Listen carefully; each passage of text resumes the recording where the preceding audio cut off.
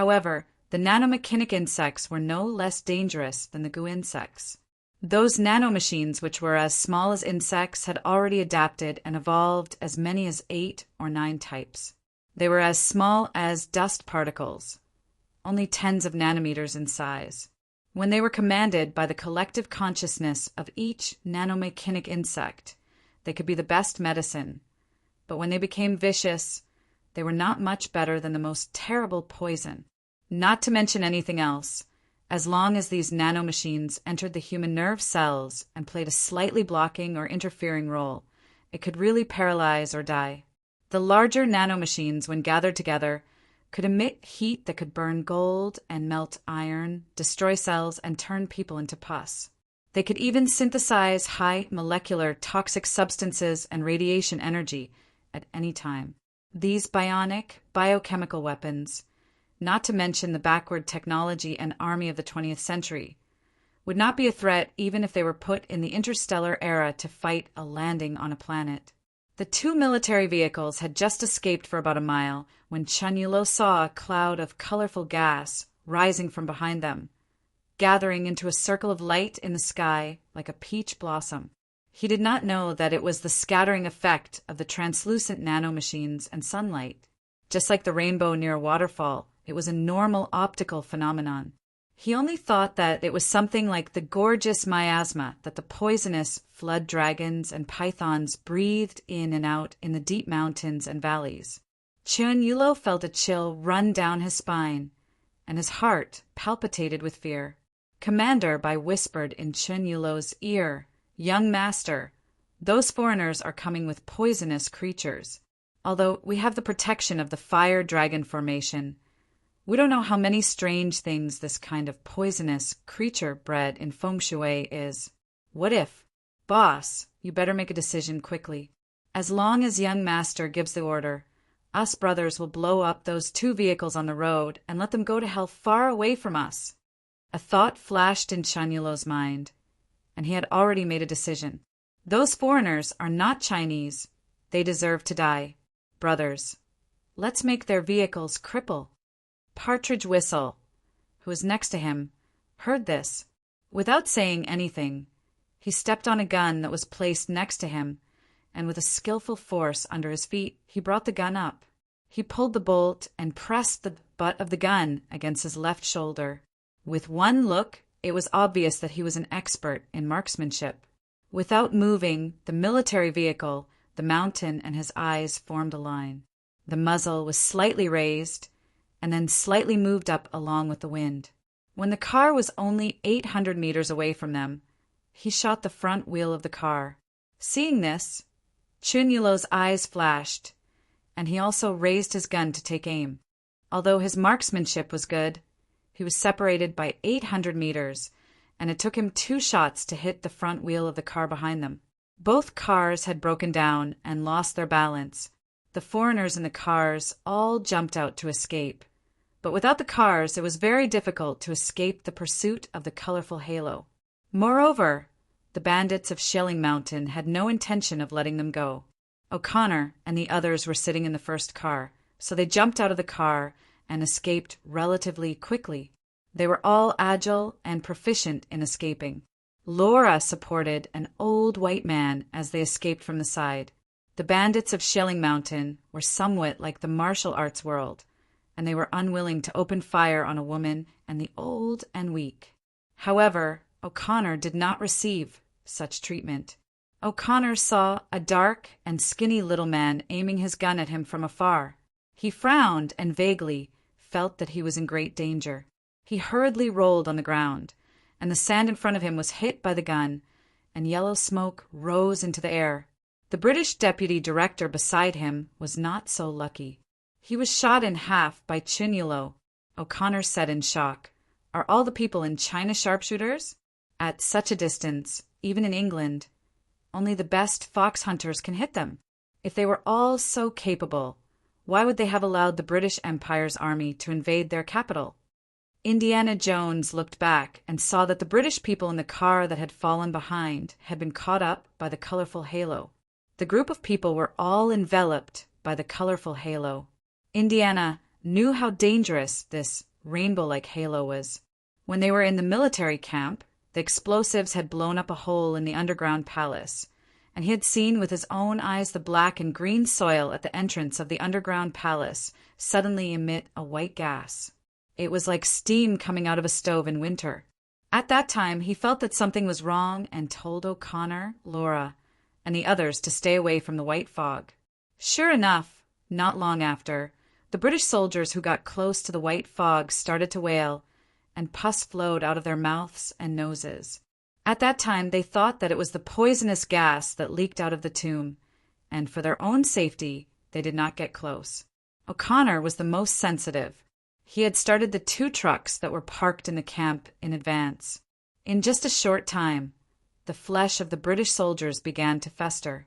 Under their gazes, the bodies of the soldiers who had come into contact with the white fog melted inch by inch into pus. The pus began to evaporate when it came into contact with the air, turning into white fog that floated up. At this time, they already knew that something was wrong. They hurriedly drove the trucks and a few British officers who had not been touched by the white fog and ran for their lives. At this time, at the entrance of the underground palace, under the ground near the camp, the pus that came out of the wailing British soldiers slowly rose like strands of white fog. It formed a colorful halo in the air and fell on the trucks, cannons, and iron tools. The iron and steel melted into molten iron. When it fell on the tents and clothes, the clothes melted as if they were soaked in acid. When it fell on people, they were like candles, slowly melting in the white fog. Chapter 708. Seeing that the car of British officers behind them had seen a ghost in the colorful halo, O'Connor gritted his teeth and took out a detonator wrapped in silk from his arms. This was what he had brought with him when he escaped from the barracks. He did not expect that he would need it to save his life this time. O'Connor ignored everything and was about to pull the fuse. He shouted at Laura, "Laura, tell the group of Chinese people that if they shoot at us again, I will detonate the explosives in my arms. At such a close distance, the poisonous insects sleeping underground will definitely be alarmed. At that time, they will also be buried with us." Laura hurriedly repeated O'Connor's threat loudly in Chinese. Chun Yulo made a pause gesture to his left and right. He turned his head and asked Commander Bai in a low voice, "Mr. Bai, will the explosives explode on the surface alarm the hibernating dragon soil under our feet?" Commander Bai stroked the beard under his chin and frowned. "The First Emperor's mausoleum is 30 feet above the ground. Logically speaking, explosives shouldn't be able to blow up such a thick seal. But those foreigners have already let the voodoo insects see the wind over there, so it's a little hard to say. Moreover, we want to kill those foreigners to prevent them from causing trouble.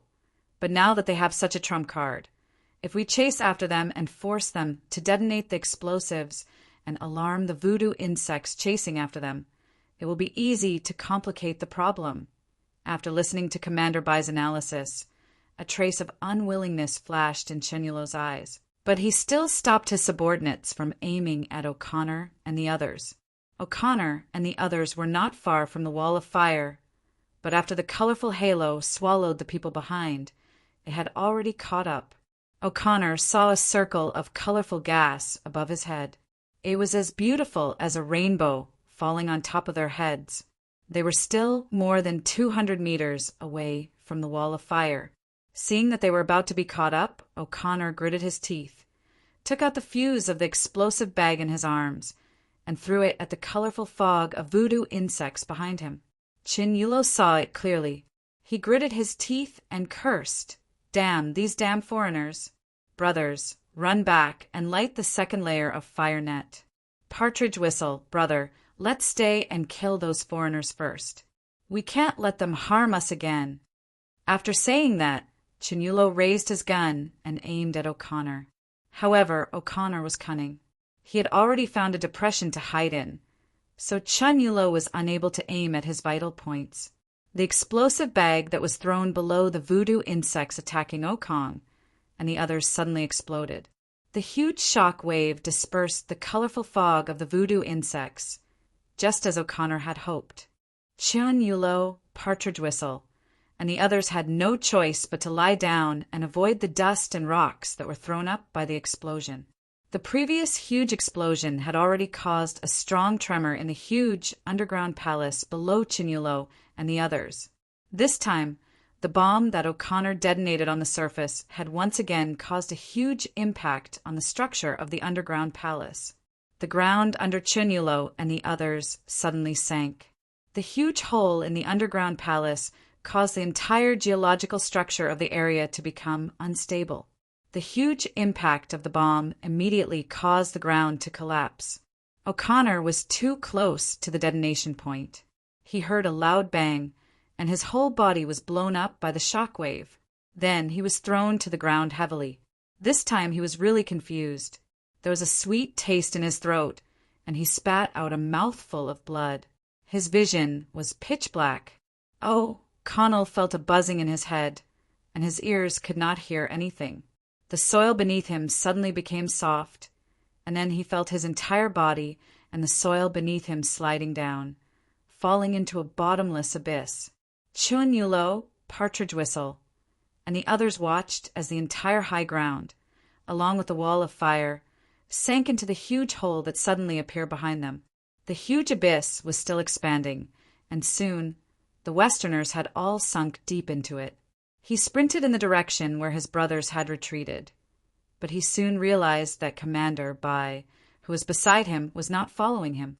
Looking back, he saw that because of her old age, Commander Bai had accidentally twisted her waist and was lying on the ground. Seeing him turn around, Commander Bai waved at him and said, "Young master, run! Don't wait for me." Seeing this, Chinyulo gritted his teeth fiercely. The Xialing mountain bandits were involved in the shady business, and the word loyalty was the most important. As the leader, how could he only care about escaping? Commander Bai had followed his father since he was young, and had made countless contributions to the Xialing mountain bandits. As the leader, how could he abandon him and escape? Immediately he let out a low growl and ran back to rescue Commander Bai. Chun Yulo had two generals by his side, Miss Hong and the mute Kunlun Mal. They had received his kindness since they were young and were loyal to him.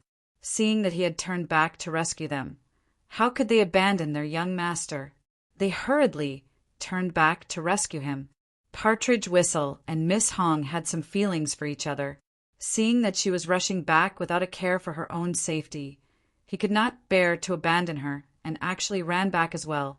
The other Xialing mountain bandits wanted to go back and drag their young master back.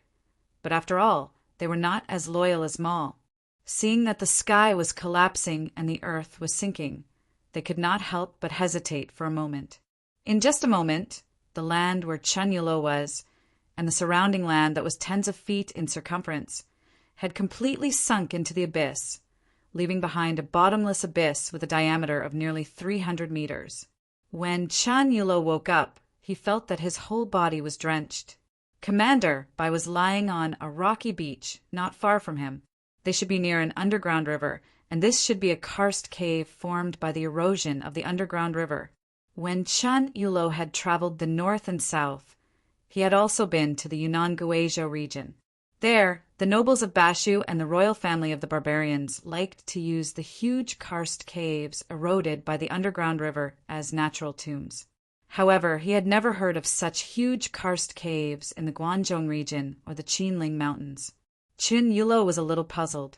Moreover, why would there be such a huge underground river in the first emperor's tomb? However, he did not have time to think too much about it. He hurriedly went forward to check on Commander Bai's condition. After checking, he found that although Commander Bai had been slightly submerged, she was not seriously injured.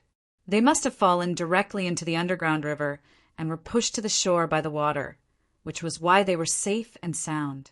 Chun Yulo hurriedly pinched Commander Bai's philtrum to wake her up. Commander Bai opened her eyes weakly.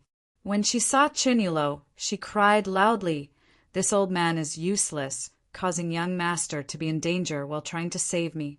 I really deserve to die." Chun Yulo told him not to talk about this for now. Finding out where the two of them were and how to get out was the most important thing. Other things could be discussed after they got out.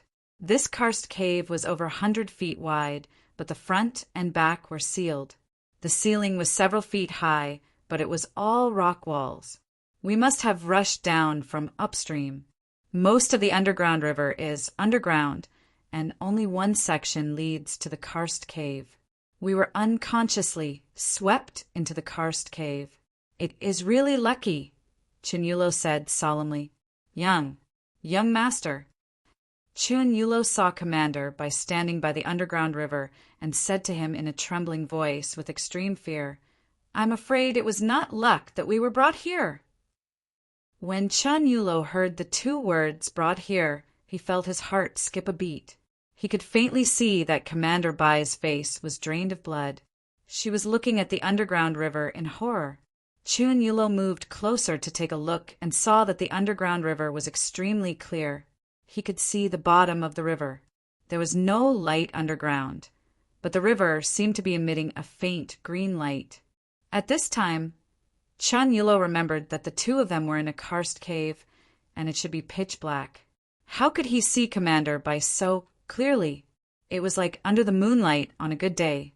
Now that he thought about it, it was the river that was reflecting the light. The underground river was about 10 feet deep. Chunyulo saw a clear face at the bottom of the river. Through the refraction of the water, it was reflected in front of him. That face was tightly shut and had a trace of paleness. It was the foreigner who had threatened them with the explosives, O'Connor. He was carried on the back of a man wrapped in armor. The armored man was face down, lying flat on the bottom of the river. He was slowly moving forward with the current. He was not the only armored man in the river. His head and shoulders were connected as he slowly floated forward. When the armored man reached the center of the underground river in the karst cave, he quietly let go of O'Connor. Chunyulo saw O'Connor's body slowly float up and float to the riverside under their gazes.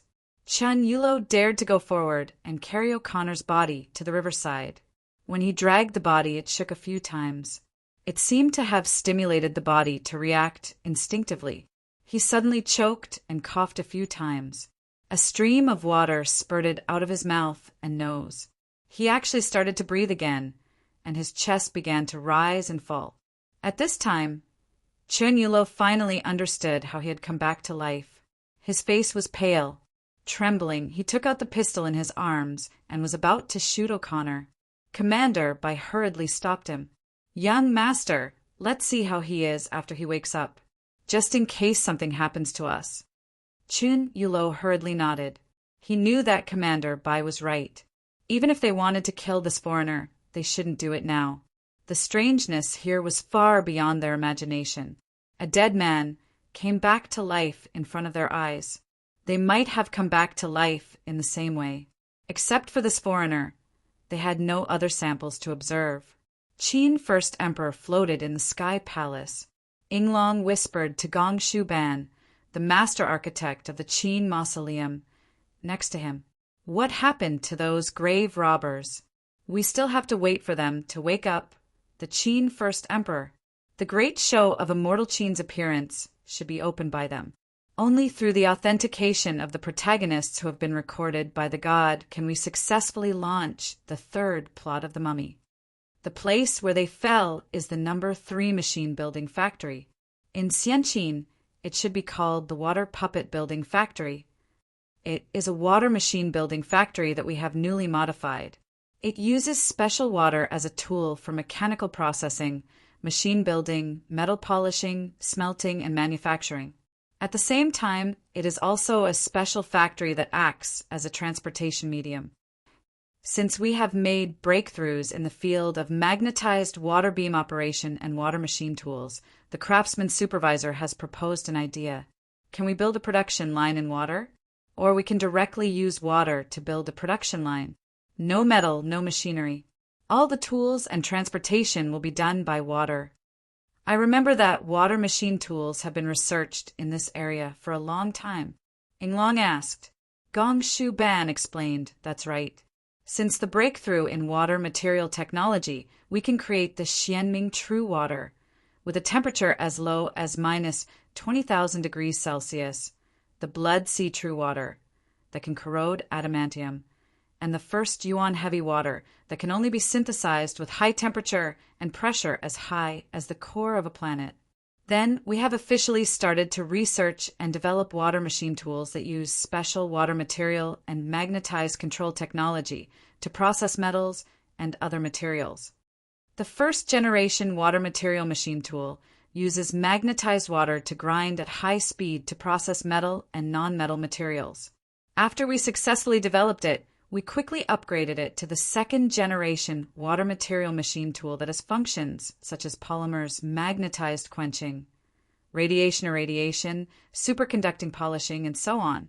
It can basically complete most metal processing tasks.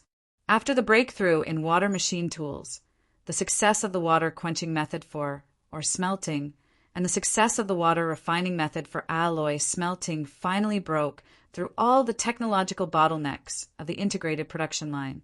Yinglong lamented, using magnetized water beam to mine ores underground, using water hammer equipment to crush ores, using magnetized water sorting equipment to separate slag, using electromagnetic water quenching method to extract metal elements, using water refining method to smelt alloys, and finally using the water machine tools to process, assemble the alloy.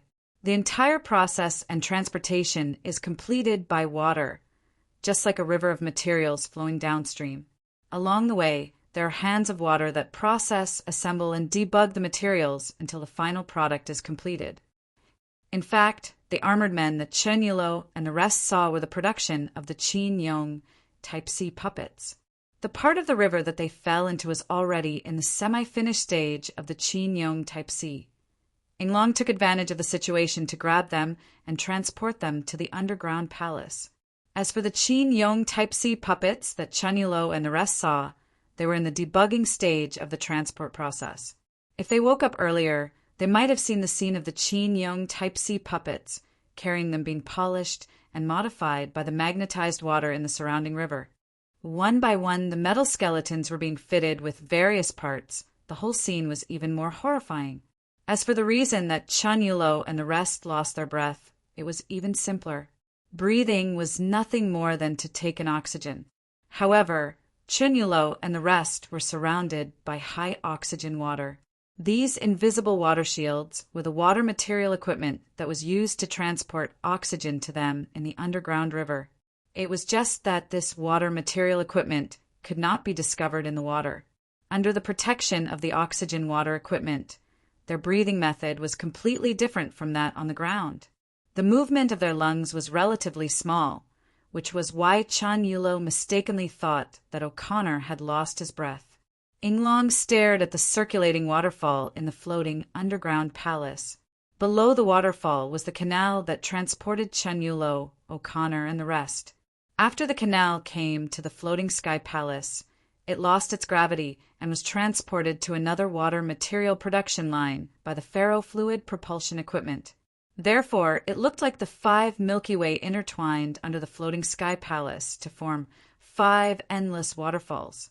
Countless Qin Yong Type C puppets slowly separated from the waterfall and formed a huge square formation under the floating sky palace. Chapter 709.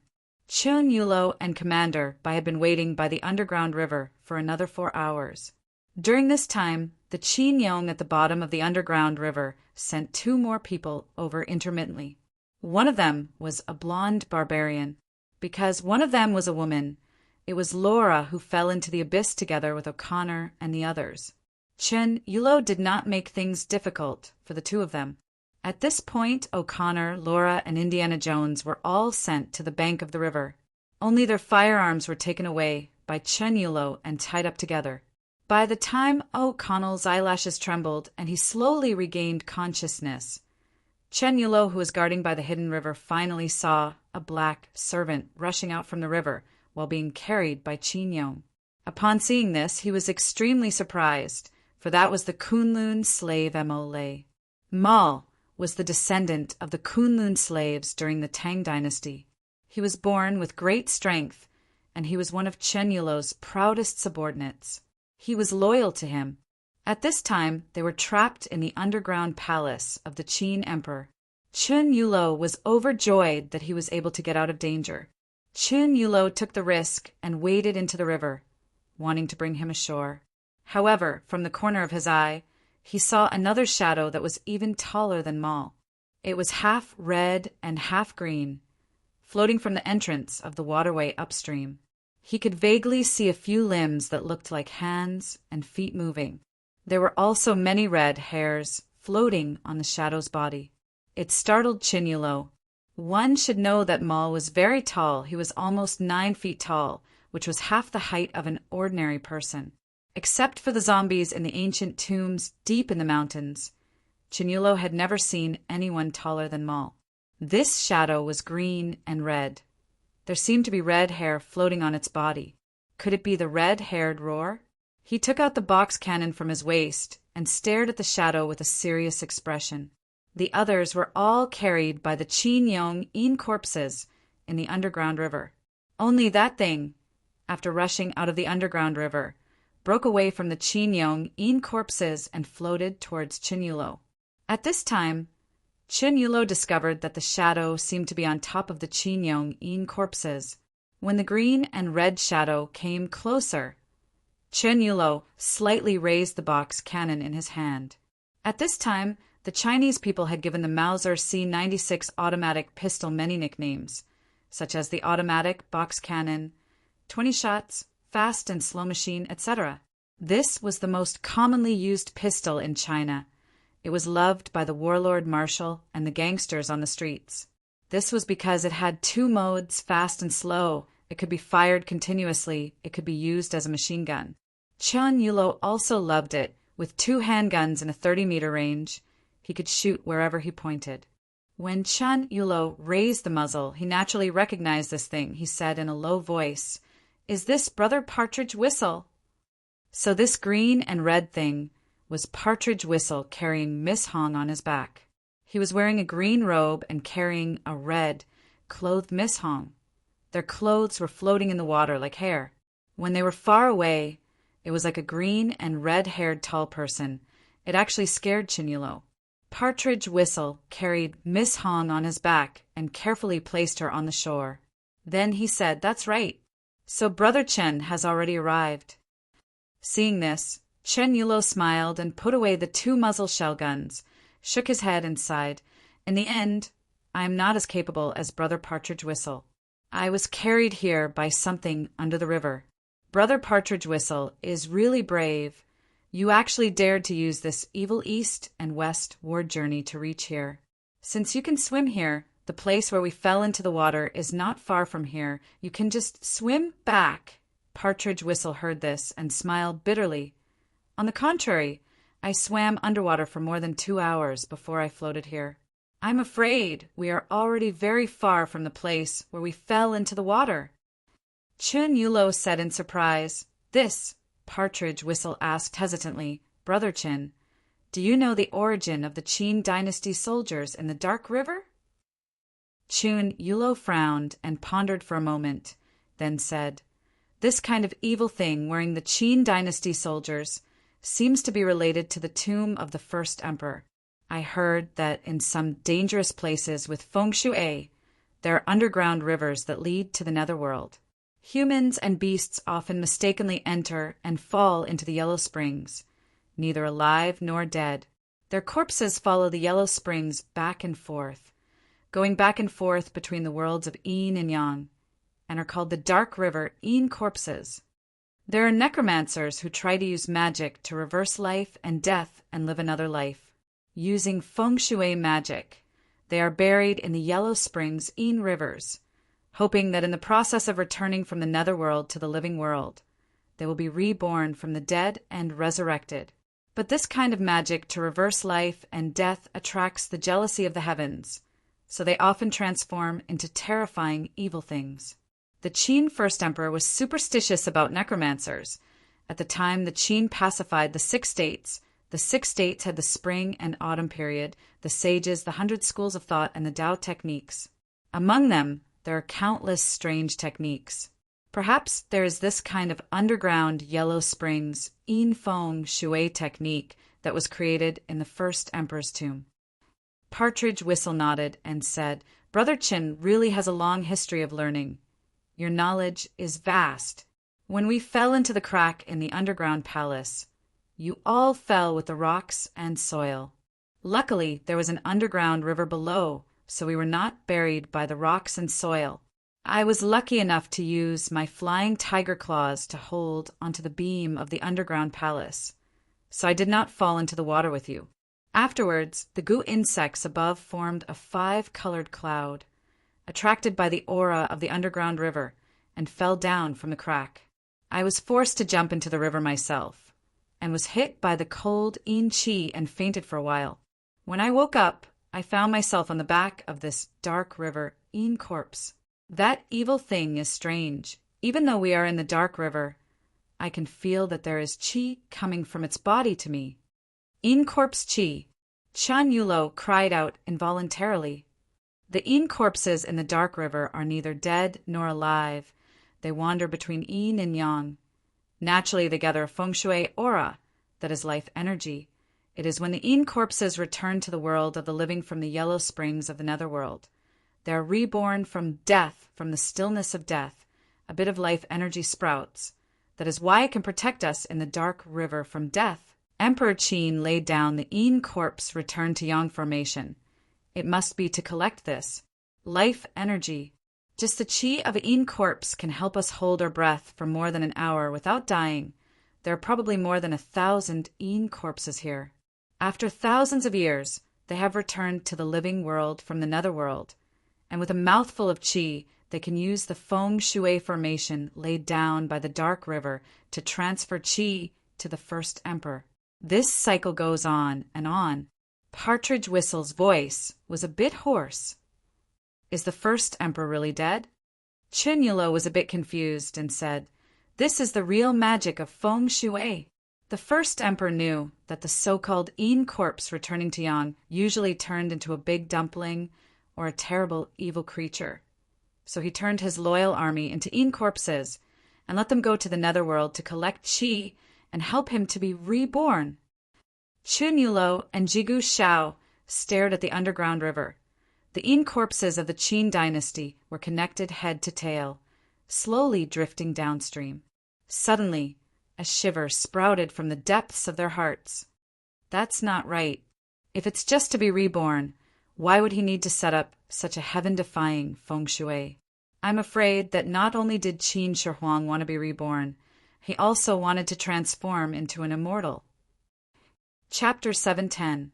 The two of them were relying on their half-baked yin-yang feng shui techniques to make wild guesses, but they gave themselves a big fright.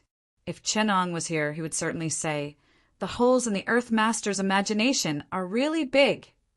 But their cause was completely wrong, but the effect was somewhat clear. This puppet production line actually had the meaning of being reborn from death. In the reconstruction of the first emperor's tomb, there was also a similar arrangement. However, it was not their guesses to let the first emperor be reborn, because the first emperor had already been reborn, but he had not been awakened. He was only subconsciously operating the first emperor's tomb as a god, controlling the terracotta soldiers. It was to give a bit of life to the terracotta soldiers. This was a combination of feng shui techniques and high technology, using the chaos of technology to create a low-level AI. With a bit of luck, the success rate would greatly increase. Chun Yulo touched upon the mysteries of the first emperor's tomb. His face became gloomy. At this time O'Connor and the others had already woken up. They were tied up on the river bank, facing the yin corpses at the bottom of the river. Each of their faces were pale with fright. While Chun Yulo and Commander Bai were analyzing, Laura, who understood Chinese, also heard the latter half. She half guessed and half understood bit, but her face was pale with fright. She fearfully moved towards the direction of the river. Chun Yulo held a dagger in his hand, quietly approaching the three of them. Laura's mouth was covered, so she could only make a vague sound while shaking her head. O'Connor and Indiana secretly tried to free themselves from the ropes binding them, but Chen Yulo and Commander Bai were both veterans of the underworld.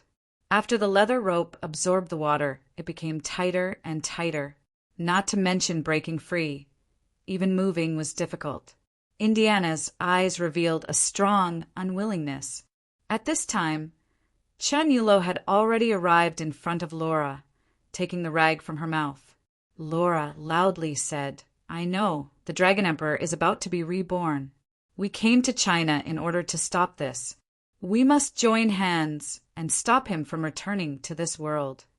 Mother **Ker. These foreigners are hiding something important from us," Mal said angrily. Chen Yulo raised his hand to stop him from saying anything. Instead, he whispered to Laura, "You should have heard what I said before. Now, tell us what you know." Laura didn't feel that there was anything to hide. She immediately told Chen Yulo and Partridge Whistle about the birth of Imodin, the army of the undead sweeping across the west, and how Imodin had killed Anubis. Half of Imodin's divinity was stolen by the Easterners who helped him. She suspected that the Easterners wanted to awaken the Qin First Emperor. Only now did the bandits realize that there were so many entanglements and troubles. Even the strongest country in the world was in danger of being massacred on its own soil. Laura advised, "Those resurrected undead hate this world deeply. They came to this world and are the enemies of all the living. No matter which country or nationality we are from, we have the obligation to bury them again. Today's England is tomorrow's China. You don't want the Dragon Emperor's army of the undead to ravage your compatriots on China's soil, right?" Chen Yulo was silent. He asked Partridge Whistle in Xiangxi dialect, "How many of her words do you think are true?" "I think what she said is basically feasible, but I'm afraid it's just her wishful thinking." Partridge Whistle said sternly, "In the history books, the first emperor has the name of a tyrant. But we all know that most of this was belittled by the Han Dynasty. Even so, the Qin First Emperor who unified the country would definitely not be a tyrant who only knew how to be tyrannical. On the contrary, I think he should be a king with great talent and bold vision. But looking at the arrangement of the Dark River Een corpse returned to Yang Great Formation, we know that he is not a benevolent person. After dying and resurrecting, we don't know if his temperament has changed. Moreover, the order of Yin and Yang in the world has its own laws. He should not be allowed to destroy it. The dead should not come back to life. I don't know if the calamity of England will become a lesson for China today." After listening to Partridge Whistle's words, Chen Yulo was silent. Suddenly, he raised his knife and cut the ropes that bound Laura and the others. He said, "Now that our two sides have fallen into the underground palace, if we do not get out within 3 days, I'm afraid we will all die here. Although you have disloyalty, but one more person is always one more strength. As long as you swear that you will be in the same boat with us before we get out, and escape from this tomb of the first emperor together, I will let bygones be bygones." Laura also stretched out her hand and said, "In this hopeless situation, only if we are united will we have a chance to survive." "I agree." Laura told their agreement to O'Connor and the other two. They naturally understood the gravity of the situation. These people were all smart and knew that this was the most beneficial thing for them, so they did not hesitate to agree to the agreement to explore the tomb together. There were 5 people on Chen Yulo's side. Other than Commander Bai, the others were all strong and had guns and firearms in their hands. O'Connor and the other 2, as well as John Adam, were disappointed. Although Chen Yulo had given them some tools, they were far from being a match for Chen Yulo's side. Not to mention anything else, just Partridge Whistle alone could fight all of them, so they did not have any objections to not returning their guns. Both parties found a cave that led downstream of the underground river and began to search for a way out of the underground palace. On the other side, after the tragedy on the surface, Feng Yuxiang sent people to dig at the scene again. During the goo worm disaster, other than the Chinese civilians led by the shelling bandits, no one from the British had escaped alive. Not long ago, the goo worm had mysteriously disappeared. Only then did Feng Yuxiang dare to send people to investigate. He even followed a batch of resources to the foot of Mount Li. White bones were scattered everywhere in the British camp. Feng Yuxiang frowned as he looked at the people picking them up. The gap that the British had blasted open to the underground palace was like a gaping mouth that was several feet wide. Some engineers had already been sent down to clean it up. Because of the second explosion, part of the passageway leading to the underground palace had caved in, but the part that was not buried had already been excavated with a large number of bronzes and terracotta soldiers that were extremely hard and made of clay. Feng Yuxiang had come personally. On one hand, he was having a headache about how to explain to the British side. On the other hand, he was scheming for the precious relics in the first emperor's mausoleum. Many relics merchants had already come to buy the bronze artifacts in his hands. However, Feng Yuxiang realized that the bronze artifacts were extremely hard and could not be damaged by steel. Knowing that they were treasures, he was not willing to sell them easily. He even personally came to supervise and prevent anyone from embezzling. He led the supervision team and sealed off the entire plain at the foot of Mount Li. They surrounded the collapsed crack. Feng Yuxiang led 100 guards and surrounded the excavation site fiercely. He set up a warning line, and the muzzle of the muzzle moved according to his line of sight. The engineers knew how dangerous it was. They took turns to shovel and cleaned up the collapsed underground palace. Very soon, the head of the shovel hit something. The excavator felt that it was soft yet tough. It felt like dead wood and rubber. He knew very well that one of the biggest tasks of the engineers was to bury corpses. The feeling was very similar. Out of reverence for the dead, he carefully used the shovel to sweep away the dirt on the surface of the object, revealing a white fluffy object that looked like it was entangled with silk threads. The engineers were so frightened that they ran around and shouted, "White-haired zombie! White-haired zombie!" When Feng Yuxiang heard someone shouting, he fired a few shots in the direction of the sound and roared, "What's with all the noise? Dig down. Whatever you dig out, bring it up for me." At this moment, the engineers mustered up the courage to dig down. When the entire thing was dug out, they realized that it was like an Egyptian mummy. It was a human wrapped in a cocoon, but the cocoon that was wrapped around it seemed to be made by a moth or a spider. It was extremely strange. Someone mustered up the courage to reach out and touch it. The cocoon was sticky, and the douchey inside was full of flesh and blood. It was still warm and looked very alive. Later on, they dug out a few more such strange objects and brought them up for Feng Yuxiang to see. Feng Yuxiang looked left and right but couldn't tell what it was. He was the most courageous soldier from the military. He immediately pulled out a bayonet and stabbed it into the head of the human in the cocoon. Feng Yuxiang, who was used to killing people, was sure that if there was a person inside, his stab would definitely pierce through the eye socket. Even the Emperor of Heaven would not be able to survive. The monster under the bayonet let out a scream as pus and blood oozed out from the spot where the bayonet had stabbed. Feng Yuxiang sneered, "Come with me. I'm going to kill you." After saying that, he cut open the cocoon where the bayonet had stabbed, revealing a naked human figure. This thing had no facial features, and even its limbs were not fully developed. There were fleshy scales on its skin that looked like feathers, and there was a pair of wings on its back. After the cocoon was cut open, the feathers on the thing's body suddenly grew, and it was covered in feathers. The bayonet that Feng Yuxiang had used to stab it disappeared without a sound. The thing looked like it was wearing a simple and unadorned feather coat. The feathers on its head were towering like a crown, and the wings on its back were spread out. Feng Yuxiang was a rough man, but his subordinates were literate.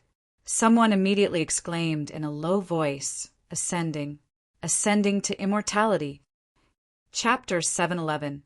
Chun Yulo, Partridge Whistle, and the others found the passage that led downstream.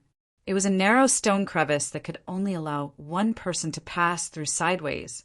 O'Connor was arranged to take the lead. He bit a flashlight in his mouth and looked down at the compass in his hand. Chun Yulo also had one of the seized items that Laura had stuffed into his hand. Chin Yulo walked at the back. He looked at the compass in his hand with an ugly expression and cursed. What the hell? The qi of the earth here is dense, and the qi of the dragon veins in feng shui are chaotic. This is a dead end for feng shui. However, the first emperor's mausoleum has excellent feng shui. It is protected by the dragon veins of the Qinling Mountains, and there is also a feng shui formation like the Dark River Yin Corpse Yang Restoration Formation. Logically speaking, this situation should not have happened. Partridge Whistle laughed and said, Brother Chin must be thinking too much. He took out the dagger and quickly polished it on the ground. When he picked it up, there was a lot of fine gravel on it. Partridge Whistle explained, I added a little meteor magnet when I was forging this dagger. Normal magnets will lose their magnetism after being forged by fire. Only the meteor magnet, which is not damaged by fire, can be made into iron with magnetism. Look. Chinyulo took the dagger and saw that the fine iron gravel was slightly trembling on the surface of the dagger. Comparing the peculiar behavior of the compass and compass in his hands, the conclusion was clear at a glance. Partridge Whistle took back his dagger and said, Although the compass can sense geomancy, it is, after all, a metal object. Looking at the disorderly behavior of these magnetic objects, it must be due to the presence of some rare metal or metal. Laura made an excuse. The magnetic field around here is chaotic, so the compass and compass are out of order. We need to be careful of losing our direction. Chun Yulo noticed that after Laura said this, there was a trace of hesitation on her face. It seemed like she wanted to say something, but it was hard for her to say it. They walked close to the stone crevice and gradually had difficulty breathing. It was hard for her to say anything. When they came out of the stone crevice and came to a relatively open cave, Laura hesitantly asked, I want to know, why didn't we go upstream from the underground river that the Een corpses brought us down from? You have friends and subordinates outside. They should be able to save us from the hole we fell into. Chenyulo laughed and said, So you always wanted to ask this matter. First, my brother Partridge Whistle said, It has already been an hour since we entered the underground river. He did not know how far he had been swept away. He had relied on the Een corpses to bring him down, but to go against the current, did he still need to borrow the Een corpses' chi? Secondly, the Een corpses must have a reason for bringing us here. If we go upstream, wouldn't that be seeking our own deaths? Finally, that underground river represents the Yellow Springs. The Een corpses flowing downstream means they were born from death. If we go upstream, wouldn't that be seeking our own deaths? The direction of the river is the legendary Netherworld. Going in that direction is seeking death. In Feng Shui, there are many taboos, and going upstream to the Yellow Springs is the taboo of taboos. As they were talking, O'Connell and the other two Caucasians, as well as the old military counselor, found a dilapidated wall in front of them. The style was somewhat similar to the wall in the Qin and Han tombs that Chanyulo had stolen. It was built with rubble and earth and had coarse cloth tiles. Because of the long years, some parts of it had already collapsed. O'Connor shined his light on the broken wall, and a dark mass of things suddenly came out of the cracks in the wall. On the wall, on the ground, they ran everywhere. They were all millipedes, weasels, and earth elementals that liked dark environments. Bypassing the broken wall was the real tomb passage. The first emperor's tomb passage was wide enough for 3 people to walk side by side. The ground and sides were paved with bricks, but above them was a rock wall. Chen Yulo carefully observed the rock wall, and his face became uglier. He suddenly called out to the others and went forward to give a loud roar. Layers upon layers of echoes swept back. A few of the Westerners were sent down, but Partridge Whistle and military counselor were not surprised. This was a unique skill passed down in Chinyulo's family. It was a unique skill that allowed one to hear the location of the underground tomb, the distribution of space in the underground palace, and the distribution of the chambers in the mausoleum. In Chun Yulo's family's treasure hunting technique, He was best at finding the traces of the tomb by listening to the sounds and observing the color of the grass and mud. Usually, Chun Yulo loved to search for the tomb during thunderstorms. This was because the loud thunder in the sky would sweep across the land. Chun Yulo could clearly see if there was any abnormal space underground. The last animal that had such an ability was a bat. Chun Yulo closed his eyes and carefully listened to the echoes, distinguishing between the empty space and solid soil. The others were even careful with their breathing. However, after Chun Yulo opened his eyes, he shook his head at the others and said in a low voice, "I'm afraid we have already been washed into the belly of Mount Li by the underground river. The mausoleum of the first emperor is not under the 1,000 Li Ming Hall, but directly embedded into the belly of Mount Li. I always thought that opening a mountain as a mausoleum was just a legend, but now it seems that it is true. There is a huge space in front of us. An entire mausoleum of the first emperor is shockingly large." Partridge Whistle added, "Feng Shui of the Qin and Han dynasties was about treating death as life. It was different from the Feng Shui techniques of the later dynasties, which were used to bestow good fortune on their descendants. The nobles of that time paid particular attention to ascension and the afterlife. They wanted to live the same life after death. So the mausoleum was usually buried with the tomb owner's daily items and favorite treasures. Sometimes they even used the layout of the tomb when they were alive to set up the tomb. In the tomb, for the dead self, there would be a passage to the tomb, and there would even be a variety of burial rooms with different functions. Since the Qin first emperor had set up the Yin corpse return to Yang formation, he must have planned for his own resurrection in the future. In his mausoleum, the concept of treating death as life would be even more obvious. That is why the whole mausoleum gives people the feeling of a city wall." Chun Yulo continued, "You are saying that these tomb passages were prepared for the first emperor to patrol after his resurrection?" "Not only the first emperor," Partridge Whistle said with a serious expression. "Don't forget where this leads to." Chun Yulo came to a realization and said, "That's right. How could Emperor Shi Huang revive alone? He must have revived together with his entire empire. His eunuchs, his concubines, his army, his generals, and even the entire imperial court of Great Qin returned to this world to rule China once again. No wonder the scale of the first emperor's mausoleum is so big. I am afraid this place is not built according to the tomb. It is a city of Xianying built underground and in the belly of a mountain. According to the historical records, the Qin first emperor used pearls to decorate the sky of his tomb, imitating the sun, moon, and stars. He used Mercury as the river, imitating the rivers of the world. For such a person who wanted to rule the world in his tomb after his death, the mausoleum he arranged for his resurrection would certainly not be like an ordinary one. Chapter 712. Shouldn't the mermaid's ointment of the first emperor's tomb be whale's brain oil? Chun Yulo rubbed the mermaid ointment on his body. The ointment was clear and as fine as lamb oil. He brought it to his nose and sniffed it. There was an oily fragrance that lingered for a long time. It was insoluble in water, but different from other oils. The mermaid ointment sank and burned in the water. Partridge Whistle also dipped a drop of the ointment on his fingertip and observed. The record of strange things says mermaids look like humans and are more than a foot long. They can't be eaten. Their skin is good for mackerels, sharks, and wood saws. There's a small puncture on their necks, and air comes out from it. In the tomb of the Qin first emperor, mermaid's ointment was used as a candle. Out of the East China Sea, now in Taizhou.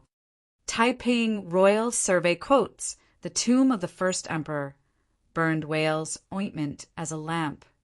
It suggests that mermaids are the whales floating on the ocean today. They are huge, and their ointment can burn for 20 years, which fits the historical record of those who don't perish for a long time. Chun Yulo sighed. I didn't expect the records to be true. I've been in the tomb for dozens of years. Apart from the tombs that have been taken by the predecessors, I've also seen some incredible phenomena in some strange tombs. My father once told me that when he explored a tomb in the South China Sea, he saw a fire at the bottom of the sea, illuminating the seabed for thousands of miles. There are 4 kinds of fire in the world: ghost fire, heavenly fire, human fire, and dragon fire. Human fire extinguishes when it comes in contact with water, but dragon fire burns when it comes in contact with water. Legend has it that the dragon palace at the bottom of the sea burns with mermaid's oil, which illuminates everything. It's called dragon fire. I thought the so-called dragon fire was a manifestation of the fire in the feng shui qi veins at the bottom of the sea. It's one of the wonders of the seabed, but from the discovery of the tomb of the first emperor, it seems that mermaid's ointment really exists. It burns when it comes in contact with water, cannot be moved by wind, and cannot be extinguished without oxygen. It's more in line with the legend of the dragon fire. Perhaps the legend of King Zhou in the kingdom of Guishu is not false. We, the Shilling Hercules, have records that the kingdom of Guishu is the heaven-hating clan. They hold the secret of the dragon fire and cast exquisite bronze wares. According to the records of the ultimate at the end of Donghai, perhaps the dragon fire was created by the heaven-hating clan by mixing the oil of the mermaids and mermen with the oil and gas at the bottom of the sea. This kind of fire had a miraculous effect on smelting bronze. The king of Zhou wanted to use this fire to cast a cauldron. The first emperor unified the 6 kingdoms and became rich. Legend has it that he often sent people out to sea in search of immortal mountains. It was not far from the spring and autumn warring states period. There were many strange things in the world. Confucius saw a unicorn. The king of Chu obtained a phoenix, and the king of Qin raised a dragon. The kingdom of the ultimate did not become a legend. It must have been the messenger of the first emperor who found the legendary dragon fire in the kingdom of the ultimate and offered it to the first emperor. But according to the performance of the mermaid's ointment we met today, the dragon fire that burned the mermaid's ointment did not have a high temperature. Although the heaven-hating clan could mix the mermaid's ointment with the oil and gas at the bottom of the sea to fuel the fire, the temperature would not be very high. Therefore, the kingdom of the ultimate could cast exquisite bronze wares but could not smelt steel. It did not have much effect on the iron civilization of the Qin dynasty that had developed. It could only be the icing on the cake on top of the bronze casting which had already developed to its peak. Therefore, the first emperor used the dragon fire and the mermaid's ointment to make the eternal lamp in his tomb. When Laura heard the speculation of the two, she guessed with her own knowledge. In England, the steel casting factories had already mastered the secret of the oxidizer. Flames need oxygen to burn, but many oxidizer chemical reactions can provide oxygen to flames, creating flames that do not need oxygen. Since the mermaid's ointment can burn underwater, it may naturally contain oxidizer components.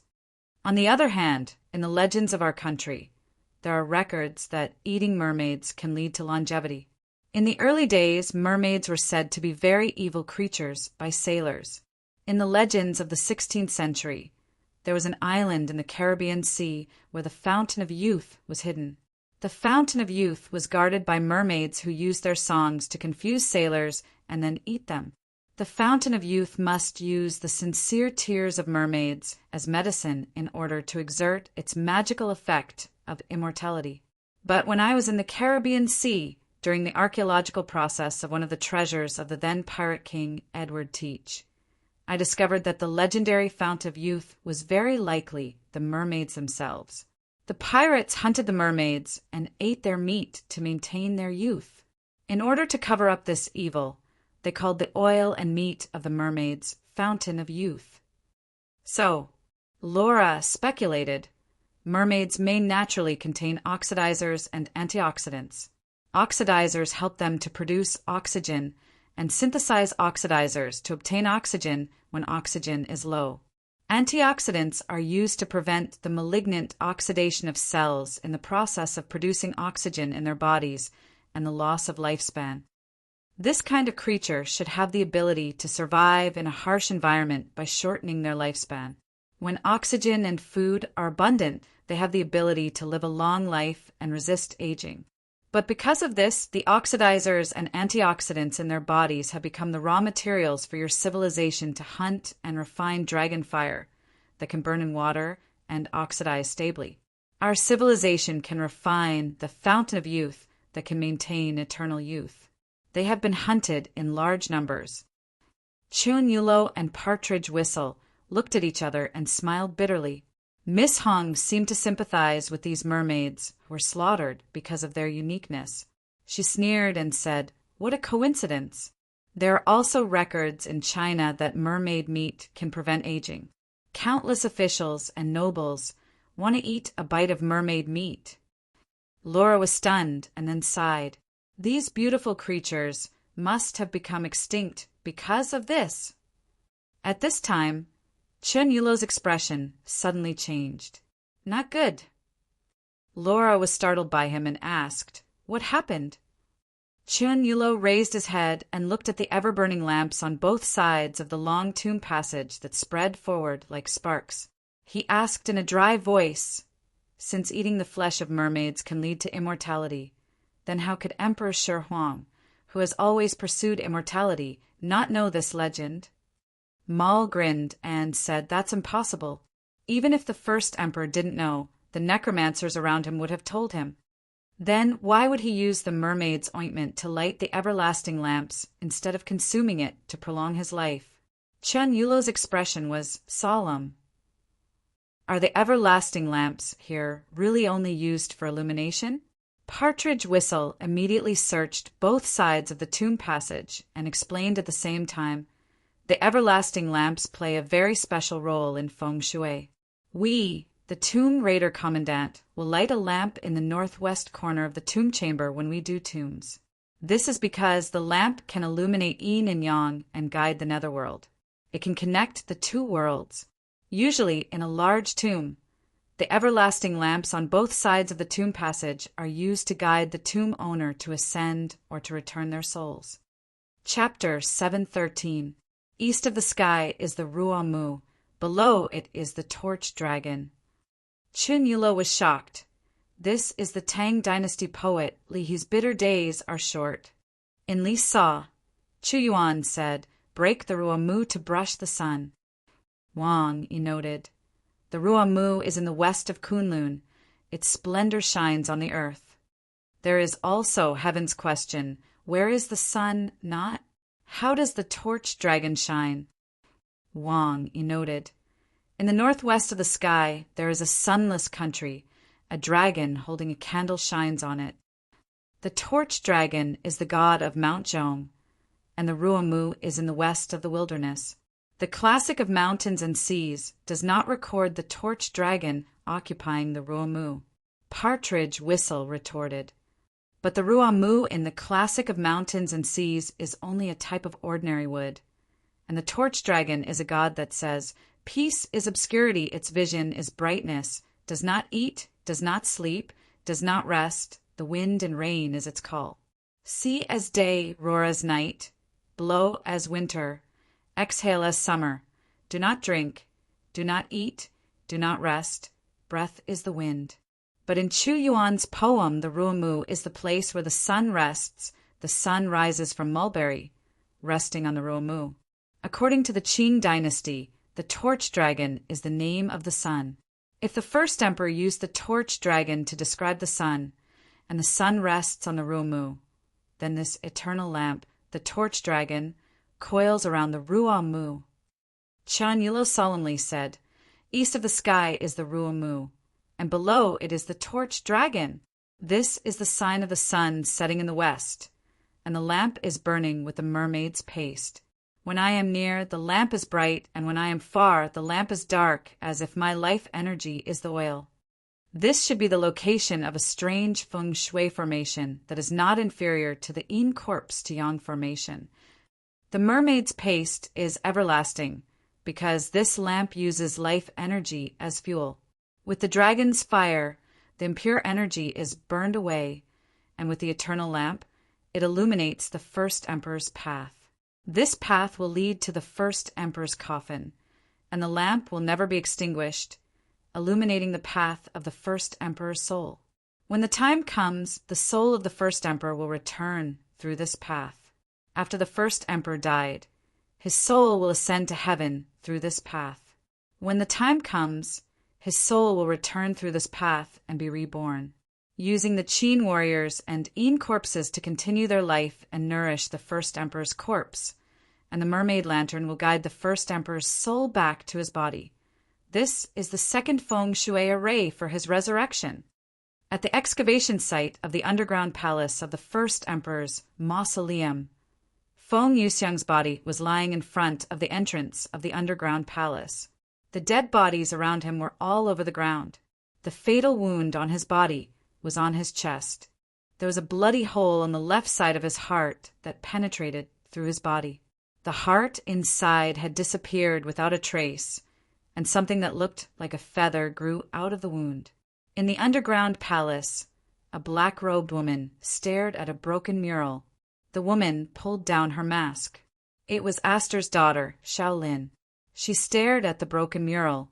On the mural, there was a human figure that was as withered as a corpse covered in feathers, receiving the worship of a group of people from the Chu kingdom who were dressed in ancient clothes. Shaolin said in a deep voice, "In the past, the nobles of the Chu kingdom were buried in the Dragon Vein cave. Their corpses absorbed the life energy, and feathers grew all over their bodies. This is the art of witchcraft of the Chu kingdom. The people of Chu worshipped their ancestor, Xiaohao.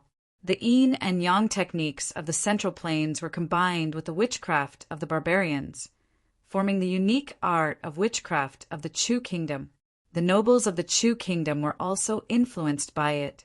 They buried themselves in what the school of yin and yang of the Central Plains called the levitating cave, or used the art of witchcraft to create a geomantic formation to ascend to immortality. Their corpses absorbed the qi of the earth, and feathers grew all over their bodies. These levitating corpses were occasionally unearthed. They were worshipped as immortals by the people of Chu. Among the necromancers of yin and yang, they were called the earth spirit. They pretended that the owner of the tomb had ascended to immortality. The art of earth spirit was abandoned after the Han dynasty. Later, the cultivators of qi understood that these levitating corpses were just foreign objects formed by the qi of the earth. They could also become monsters. This kind of special technique was gradually lost. The levitating corpses of earth spirit are immortal for thousands of years. After death, they have transformed the corpses into another kind of life form, just like the caterpillar fungus. The caterpillar fungus is just a worm that ascends to immortality. Humans are the spirit of all living things. The levitating corpses of human corpses is a kind of miraculous celestial medicine. If the yin qi of the levitating corpses and the qi of resentment before death can be removed, one can really become immortal after taking it.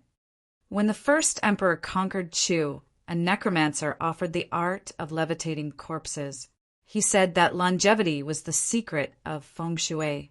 Hence, the first emperor dug up the corpses of the ancestors of the Chu people who were buried in the land of feng shui, the cave of levitating, and obtained the levitating corpses.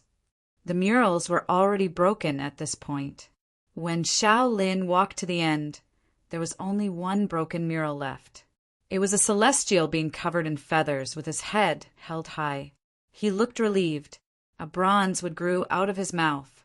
On the wood, there was a dragon holding candle, which lit up a bit of light. Seeing this, Shaolin was shocked. He said in horror, "I have been monitoring the underground palace for 2,000 years according to my mother's instructions. I have guided the people of the secular world into the tomb of the first emperor many times to destroy and rob the tomb. Why have I never seen these records?" In the past, when Xiangyu dug the tomb of the first emperor, it was Shaolin's mother, Zhuan, who guided him. Later, Shaolin also guided the shepherd of the Western Han dynasty, causing him to accidentally burn the underground palace of the first emperor's tomb.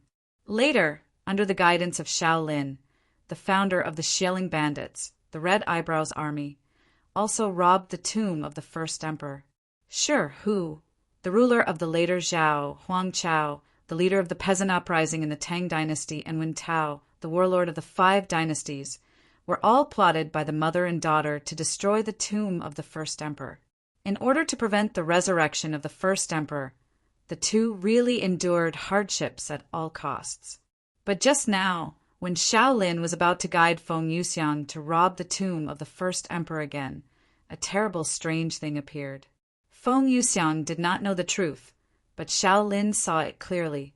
After the essence and blood of those British people were devoured by the goo insects outside the tomb of the first emperor, they formed white cocoons at the entrance of the collapsed underground palace. Feng Yuxiang cut these cocoons, revealing the corpse of the celestial being who had already ascended. Later, he saw the corpse of the celestial being, which was the resurrection of the earth's spirit mentioned by the necromancers. It slaughtered Feng Yuxiang's people, and finally turned into countless goo insects and left. After Shaolin entered the underground palace again, he found that the collapsed underground palace revealed a part that he had never discovered before. The mural inside revealed the origin of the earth spirit and a part of the secret of the feng shui of the tomb of the first emperor. Shaolin suspected that what he had been guarding might just be a fake tomb made by the Qin first emperor, and the real tomb was in another place. The tyrant should have learned the secret of ascending to heaven from the necromancers. He robbed the tomb of the Chu people and studied the corpse of the ascended, so that the necromancers could study a way to make the corpse of ascending to heaven. By collecting the vitality of heaven and earth, the corpse of the Yin and the Ing corpses could ascend to heaven. The descendants of the Red Eyebrows army, the bandits who called themselves the Shelling Bandits, said that the land here was the legendary hibernating dragon soil. They dug graves all year round, so they could recognize this kind of thing. I have been guarding here for 2,000 years, but I didn't find it. The hibernating dragon soil cultivates the goo insects, using the rotten air to breed vitality, and the goo insects eat human blood, accumulating vitality.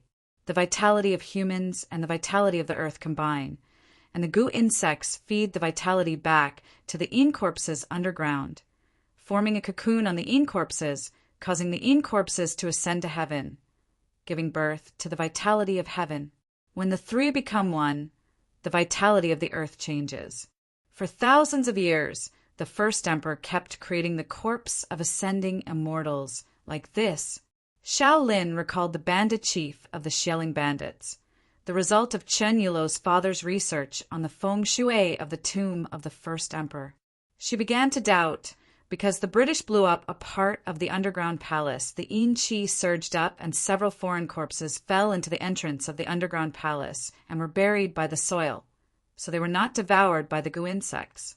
Later, when the goo insects fed the vitality back, these corpses also received a part of it, and then they ascended to heaven, revealing a part of the feng shui of the tomb of the first emperor. Then, in the thousands of years, the goo insects woke up several times. Where did the vitality that they devoured go? It's definitely not in the underground palace. The underground palace that I've been guarding for 2,000 years. Could it even be a cover for the tyrant? He had always been plotting to break my mother's curse. When he was alive, he searched for the secret of immortality and found the method. It's possible that it was buried in his real tomb. Shaolin gripped the cursed dagger tightly and stared into the depths of the underground palace with a determined gaze. I will find the tyrant's true resting place and use this dagger to kill him.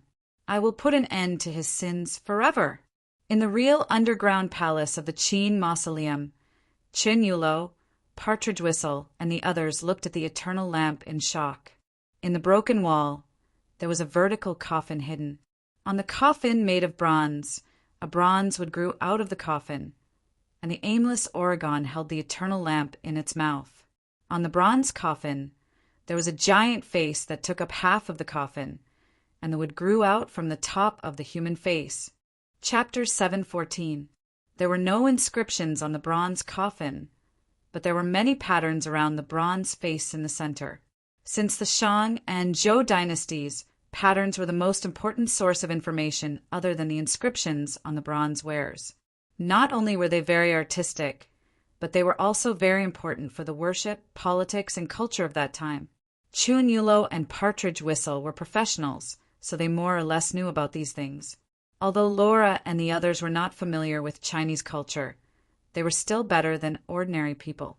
Partridge Whistle carefully examined the patterns around the bronze coffin and said solemnly, "These interconnected patterns should be the thunder pattern," which was mostly seen in the late Shang and early Zhou dynasties and became popular again after the Warring States period.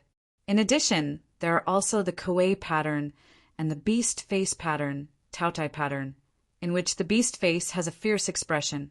On the four corners of a human face, there is a very rare pattern of a divine tiger devouring a man.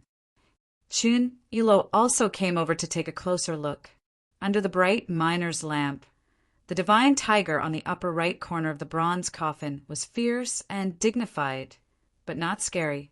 In the arms of the divine tiger with wings on its back, there was a woman with broken wings and a ferocious face. In the simple and vivid pattern, Chun Yulo and the others could actually see the charm of her struggle. No, this should not be the divine tiger devouring a man. The pattern of the divine tiger is dignified and solemn, but the woman it devoured has a ferocious, evil, and strange face. This should be the pattern of the divine tiger devouring drought demon. The craftsman who cast this bronze coffin hoped to use the majesty and power of the divine tiger to suppress the thing inside the coffin. Chun Yulo said, seriously, Brother Partridge Whistle, I remember that many of you Tomb Raider captains are afraid of bronze coffins, right? Partridge Whistle sang in a low voice, dark sunken coffin, bronze coffin. Don't go near it if the 8 characters are not strong. Vertical burial pit, box grave, moving mountain, removing ridge, walking around. Although bronze is precious, the ancients thought that it was too heavy, so it was the lowest of the materials for coffins. The nobles used the best wood to make their coffins. Very few of them used bronze coffins for burial, unless the owner of the tomb showed signs of reanimation. Only then would they use bronze coffins to prevent the owner from breaking the coffin and harming others. Therefore, if one's 8 characters were not strong, one would not be reliable. A vertical burial is a grave taboo. Death is like sleeping. Of course, one has to be buried horizontally. Being buried vertically either means that there's a deep grudge between the deceased and the deceased so that they won't be able to rest in peace, or they're suppressing the thing in the coffin. Chun Yulo took a deep breath. The bronze coffin hidden behind the lamp is made of bronze and is buried vertically. On the coffin, there are even divine beast inscriptions that symbolize majesty and ferocity, as well as suppressing evil. It's a taboo for a corpse to hold its breath. If the corpse has a breath of resentment and life energy that doesn't dissipate, it will most likely turn into a dumpling. Not only does this coffin have human faces on all 4 sides, it also has 7 holes on the human face and is buried vertically. The bronze is inserted into the bronze coffin like wood, as if it's afraid that the thing in the coffin won't reanimate. We've already tried it before. The burning of the mermaid ointment will promote the circulation of life energy. This bronze coffin has a mermaid ointment lamp on top of it. It's basically using the corpse inside to prolong its life energy. It's easy to imagine what's being suppressed inside. Laura was horrified. What's inside? Drought demon. Chun Yulo answered with a solemn expression. It's also called a mutated corpse. It's one of the most ferocious types of dumplings. It's either covered in feathers or has horns on its head, or has scales all over its body. This thing belongs to the category of evil. When it appears, there will be great calamity in the world. The red-haired dumplings and green-haired dumplings that we've seen when we were fighting were the weakest of the mutated corpses. Partridge Whistle's expression suddenly became a little strange. He looked at the bronze coffin behind him and said in a low voice, the nobles of the 6 states should be buried in this bronze coffin. After the Qin first emperor unified the world, he wantonly slaughtered the nobles of the 6 states who plotted to overthrow his rule. At that time, the royal family of the 6 states and a large number of nobles under them had been ruling for dozens of generations.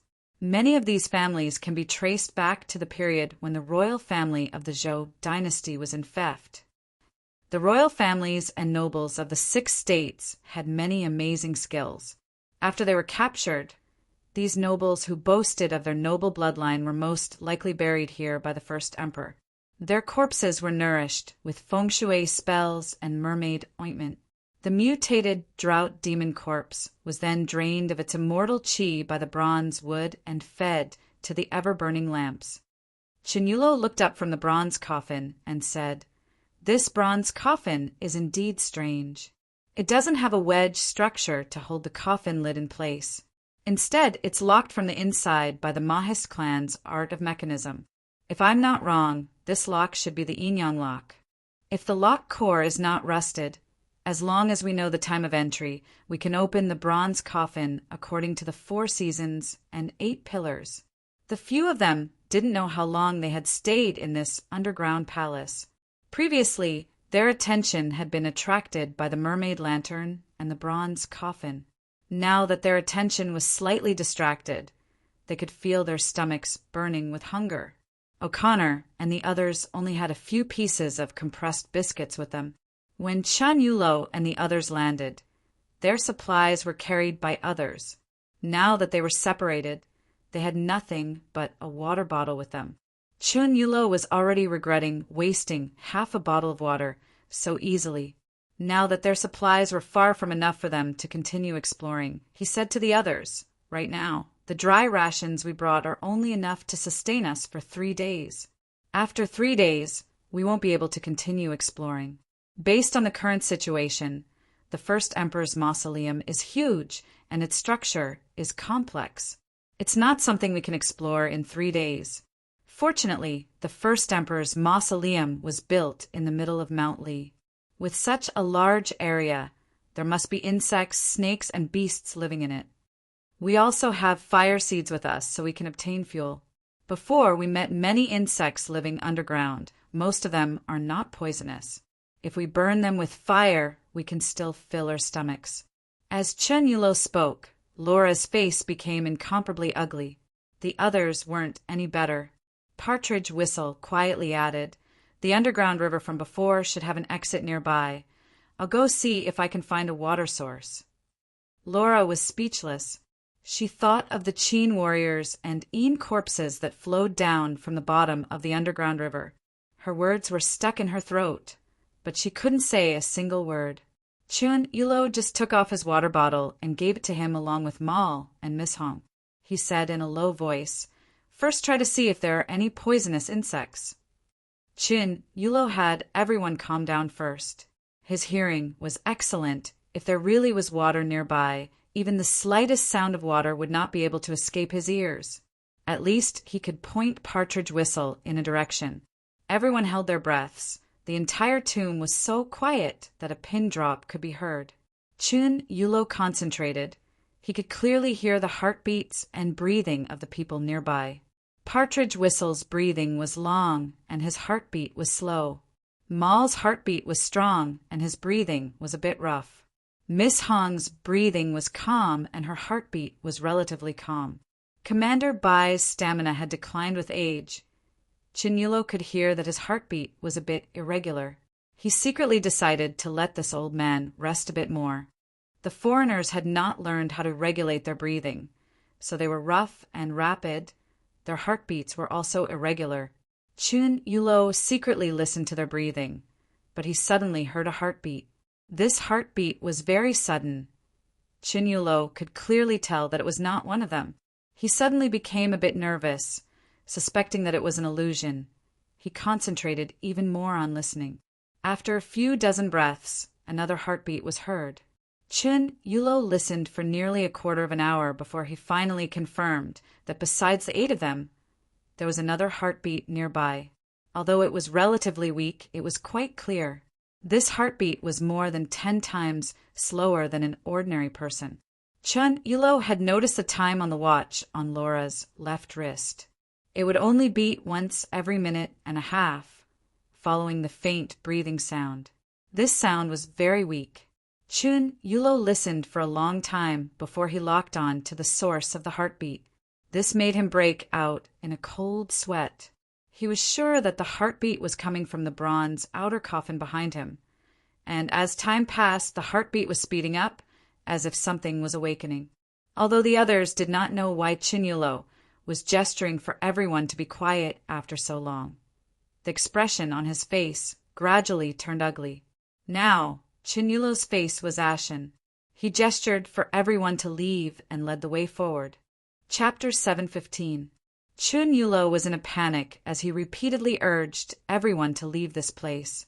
The tomb passage of the first emperor's mausoleum seemed to have been opened in a tunnel eroded by the underground river. Other than the everlasting lantern tunnel that led to the depths, there were many large and small caves that led to unknown places. After walking for a few kilometers to the north, the stone wall suddenly widened.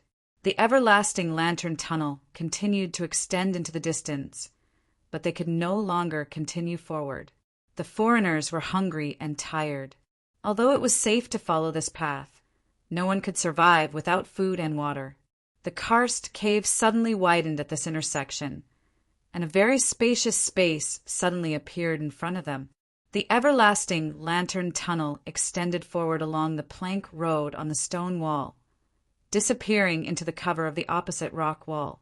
The top of the cave was about 10 meters high, and the left and right sides extended infinitely, leading to an unknown place. "I hear the sound of water. It's coming from the west," Chinyulo said in a low voice. The east side of the plank road was a hard stone wall, and the west side was a steep cliff. The cave was almost 50 meters high, but near the exit where Chinyulo and the others were, there was a relatively gentle steep slope. Although it was still rugged, it was enough for them to use ropes to descend. Fortunately, only the top section, which was about 5 meters high, was relatively steep and curved. They needed to use a rock wedge to fix it on the stone platform next to the plank road, and then put down a rope to let them descend. Fortunately, only the less than 5 meters drop needed to be lowered with a rope. Otherwise, the rope they brought with them would not be enough. At this time, the things that Laura and the others brought could be put to use. Their fiber ropes were strong and durable, and much lighter than the leather ropes that Maul carried with him. The Shelling Ridge bandits also had this kind of device to cross the terrain, called a centipede ladder. The soft ladder was shaped like a centipede, and the barbs that extended out from each section could hook onto the cracks of the rock wall and play a fixed role. However, this kind of Shelling Ridge secret device was carried separately by the bandits so that they could regroup at any time. After Chinyulo and the others were separated from the Shelling Ridge bandits, they were no longer useful. On the other side, Laura O'Connor and the others were fixing the rock wedges at the edge of the cliff. Kunlun Maul asked Chinyulo in a low voice, "Young master, do you think these foreigners are reliable? I have a feeling that they want to take us deeper into the mausoleum of the first emperor." Chinyulo replied in the same Xiangxi dialect, "Of course not, but we are now in a hopeless situation. Without these people's help, it will be even more troublesome. We, the Ridge's shifting warriors, are not the gold raiders. We care about numbers. Now that there are only 2 or 3 of us, what's the difference between rushing in and dying? Although these people have ulterior motives, at least they can be used by us for the time being. Moreover, the guns are on our side, so what can they do?" While the foreigners were tying the ropes, Partridge Whistle found Laura and asked, "No one has entered the mausoleum of the first emperor for thousands of years. How did you know that he was going to be resurrected? And what's in it for you to cross thousands of mountains and rivers to stop the resurrection of the first emperor?" Laura replied, "Stopping the resurrection of the first Emperor Qin is good for the whole world. I know that your country has been invaded. Many countries in the West are eyeing China covetously. Many people expect a sage to save China. Your great scholar, Mr. Liang Qichao, is obsessed with the so-called enlightened autocracy. The martial arts of the Dragon Emperor have made you all look forward to it. But this kind of expectation is just an illusion. The resurrected dead have nothing to do with the person who is alive. They are bloodthirsty and cruel, and they don't care about any life. This has been proven in the West. Are those rumors true? Partridge Whistle asked with a solemn expression. Did the West really resurrect a dead Egyptian high priest and let him bring for subordinates who were resurrected with him to destroy England? Laura recalled all this, took a deep breath, and said, "Yes, we are here to save our country. And it's not us who resurrected the monster, but a group of Easterners. In Egypt, they used a kind of divine power to resurrect the ancient Egyptian high priest, Imidin, and then brought the other half of the divine power to the east. We have reliable information that their target is the Dragon Emperor. After resurrecting Imidin, they decided to resurrect the cursed king of the east and let his undead empire rule the earth again. At that time, the tragedy that happened in England will happen again in China." The expression on Partridge Whistle's face changed. He seemed to be looking forward to it, and then he asked worriedly, "Then among the subordinates of the Egyptian high priest Imidin, is there a woman whose eyes are connected to a world like the abyss?" Laura was stunned. She never expected this Easterner to care about this. "There is such a person. We call her the Eye of Infinity, Meanies. When she opens her eyes, everything she sees will be swallowed into hell. We have tried to peek into the world behind her eyes, but all the results pointed to what?" Partridge Whistle asked excitedly. Laura rolled her eyes with her back to Partridge Whistle. She decided to tell a lie. "The power that points to the resurrection of Imidin. We think that Imidin gave the divine power to his subordinates, which allowed Meanies to master this terrible power. Now, the Dragon Emperor's mausoleum may also have this power."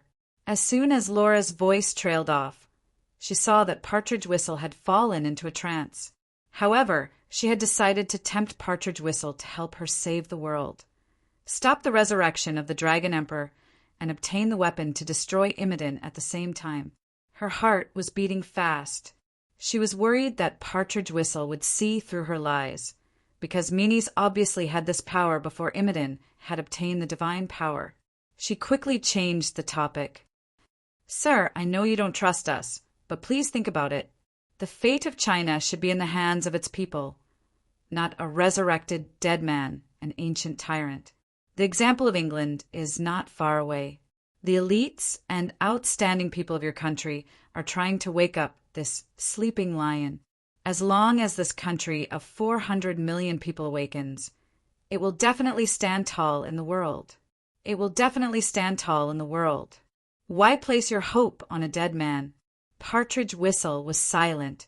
He quietly returned to Chinyulo's side and said to him, "What do you think of what she said?" "What do you mean?" Chinyulo raised his head in surprise and asked. "Stop pretending. I don't believe what we said can escape your ears. Should we really stop the resurrection of the first emperor?"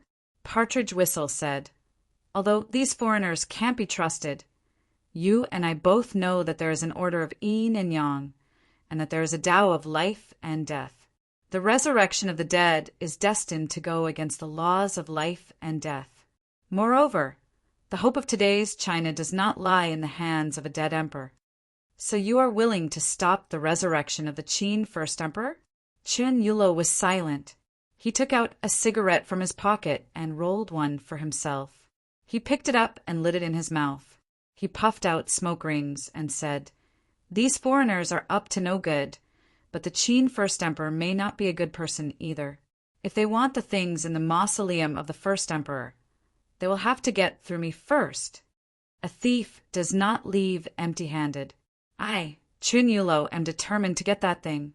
Chinyulo grinned and said, "Maybe one day I can also play as an emperor." Partridge Whistle looked at him deeply, and the meaning in his eyes was self-evident. At this time, the ropes that went down were finally arranged. Red Lady took the lead. She was from an opera troupe, so she was the most agile. She could play with a rope, not to mention going down. Therefore, she easily landed on a relatively flat stone slope below and raised her head to meet the people coming down from above. The second person to come down was Laura, followed by Commander by Kunlun Mall and O'Connor. Chunyulo was halfway down when he suddenly heard the movement of another person on the stone platform above his head. He hurriedly sped up and shouted above his head, "Be careful! There's someone!" Partridge Whistle was protecting the rope with Indiana Jones. When he heard Chunyulo's warning, he saw a white shadow flashing by from the corner of his eyes. The 2 box cannons fired behind him. Partridge Whistle's marksmanship was superb. Even though he fired in a hurry, he did not lose his aim. The bullets hit the chest of the white shadow, making muffled sounds as if they had hit rubber or rotten wood. However, the white shadow did not seem to be injured. It was only the recoil of the bullets that made it pause, revealing its true face. It was a tall humanoid covered in feathers. From the parts of the body that were not covered by feathers, one could see that its skin was purple and had already dried up. A layer of white corpse hair covered it, and then a layer of flat, feather-like hair grew over it. The 2 bat muscles under its ribs were particularly prominent. From afar, it looked like there was an extra layer of flesh between its arms and ribs. Chapter 716. As soon as Partridge Whistle saw the ascended corpse, his desire to fight to the death was reduced by half. He had explored several ancient tombs and seen countless white-haired and black-haired zombies, even the red-haired and green-haired zombies. However, this was the first time he had seen a white-haired, flat-haired zombie. In the geomancy that he practiced, this strange phenomenon of ascension was very significant. Among the funerary objects of the Pre-Qin and Han dynasties, this image was not rare. This kind of feathered, celestial being with wings was closer to the image of early immortals. At that time, the most ancient Taoism was still in its infancy, and Taoism was still a political and academic ideology.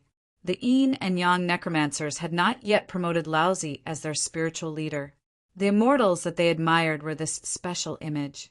Zombies that grew white and black-haired were called the White Ferocious and Black Ferocious. However, this kind of ascended corpse could no longer be called ferocious. It should be called immortal, the earth spirit. In the geomancy, the drought demon was the most ferocious of the zombies, followed by the Hui, and then the green, bronze, blue, purple, black, and white hair. The ferocious that surpassed the Zongzi and was endowed with the vitality of the dragon's veins and condensed the essence of the earth's qi was called immortal. Partridge Whistle saw the earth spirit standing in front of him.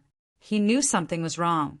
Although the geomancy said that the earth spirit surpassed the ferocious of the zombies and was the auspicious place to absorb the essence of the earth's qi, the words of the ancients might not be true.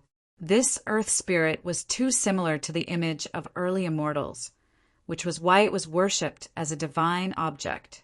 The necromancers did not care whether the divine object ate humans or not.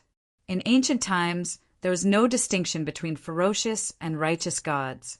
At that time, there were many divine objects that ate humans.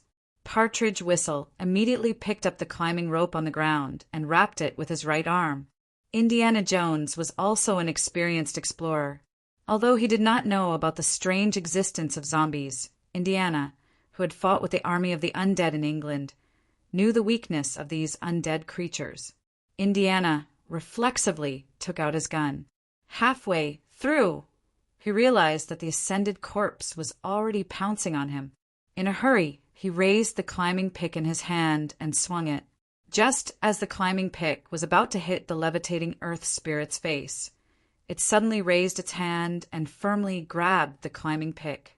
Its claws, which could only cover an adult's head, grabbed the handle of the climbing pick like 5 small daggers, leaving 5 deep marks on the hard walnut wood handle.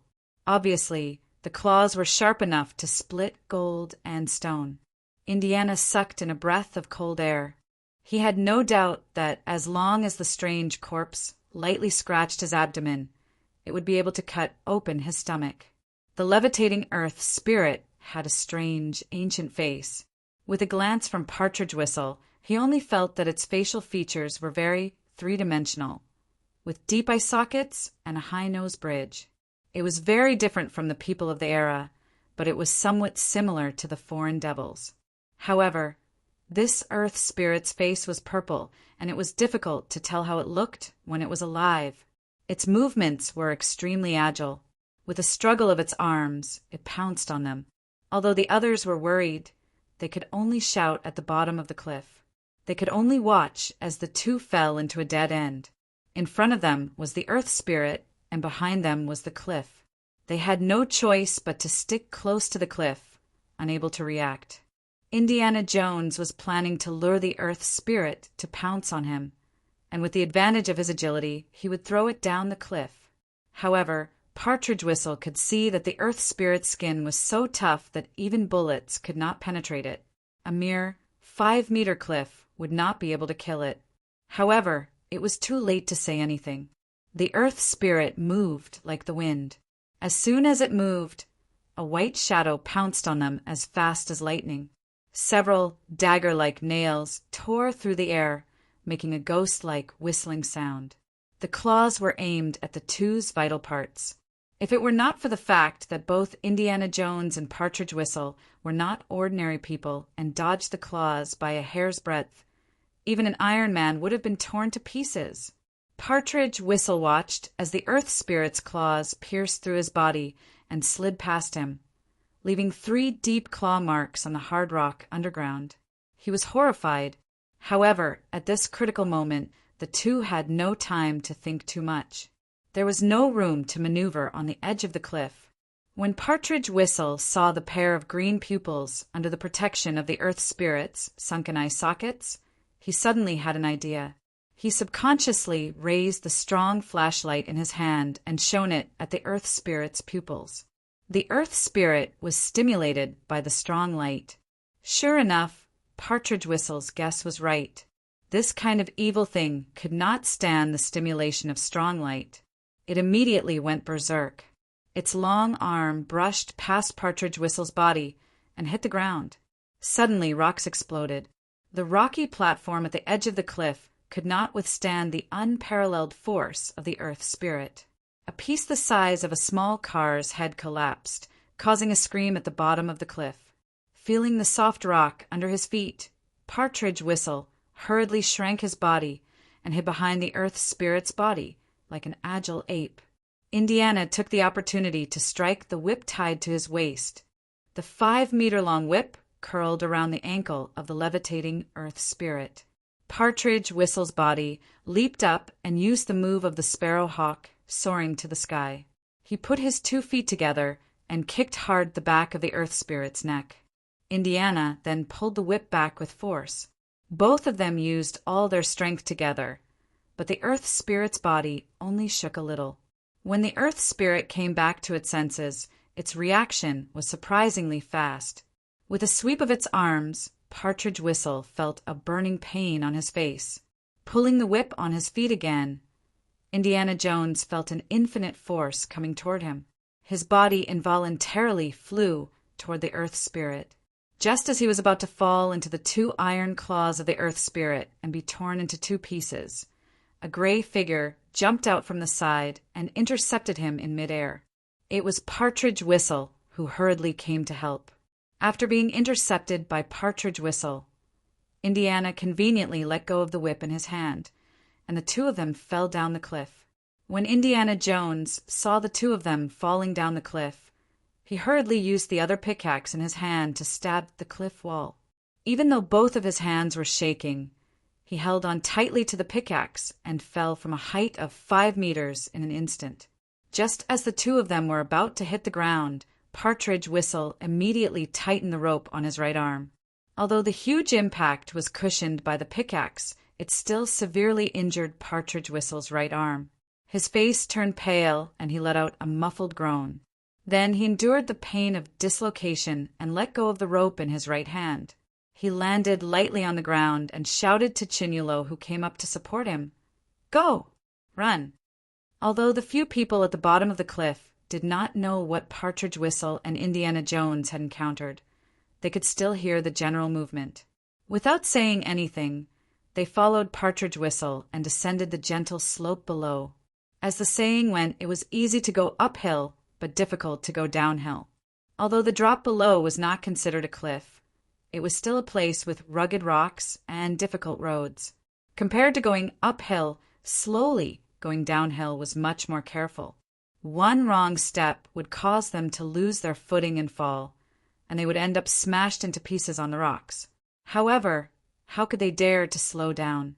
There was still an evil creature chasing them from above. Fortunately, they were the main characters, and they had great luck with them. They descended from a height of 40 to 50 meters in an instant. Seeing that the relatively gentle rocky beach was right in front of them, Chenulo heard a strong gust of wind behind him. He quickly lowered his head and lay on the ground. There was a whistling sound, and a rock as big as a head exploded into pieces 2 meters in front of him. Ignoring the sharp pain from the gravel hitting his face, Chenulo ran with all his might. The moment his feet touched the rocky beach, Chenulo turned his head slightly and saw a white shadow on the rocky ground dozens of meters high behind him. It let out a strange cry that sounded like a ghost's cry when the mountain wind blew over the sharp rocks. The few of them maintained the distance between them and sprinted madly on the undulating rocks. After running for some distance, the ghostly cries rang out again, echoing in the cave in the belly of the mountain. This special structure amplified the ear-piercing sound, making people upset. The echoes came from all directions, almost making people lose their sense of direction. Only Chenulo could still distinguish the position of the levitating earth spirit in this situation. He was anxious and thought that it was not good. With the echoes in the belly of the mountain, it was easy for people to mishear the direction of the evil creature. If someone ran in the wrong direction in a hurry, they would walk right into the trap. Moreover, judging from the sound, the earth spirit was already very close. If they kept running like this, they would be caught sooner or later. He immediately shouted, "Who will come with me to distract the monster?" "Young master, let me do it." "You go first." Kunlun Mal was the first to respond. Without saying anything, he was about to turn back and fight with the levitating earth spirit. Chenulo was anxious. Distracting the monster was not to fight with his life. He wanted to let those foreigners be the scapegoat, but he had no intention of sacrificing his own people. Looking back, Mal turned out to be the kind of person who had lost his direction before. He had unknowingly run toward the earth spirit, but when he turned back to fight with his life, he turned away from the danger. Chapter 717. Carrying the earth spirit, they ran down the rocky beach. There was almost no way to go. Laura, Miss Hong, and Commander Bai saw that there was no way to go. There was only a towering stone wall in front of them. Despair was written all over their faces. At this moment, Chenulo shouted, "The sound of water is getting louder. There must be an underground river nearby. We'll be safe once we reach the river." They listened carefully. There was indeed the sound of water splashing, but they did not know where it came from. Partridge Whistle raised his guns and shouted, "Daukawei-chin, you have the ability to see the color of the grass in the mud and listen to the sound of the underground river. Our hope of getting out of here is all on you.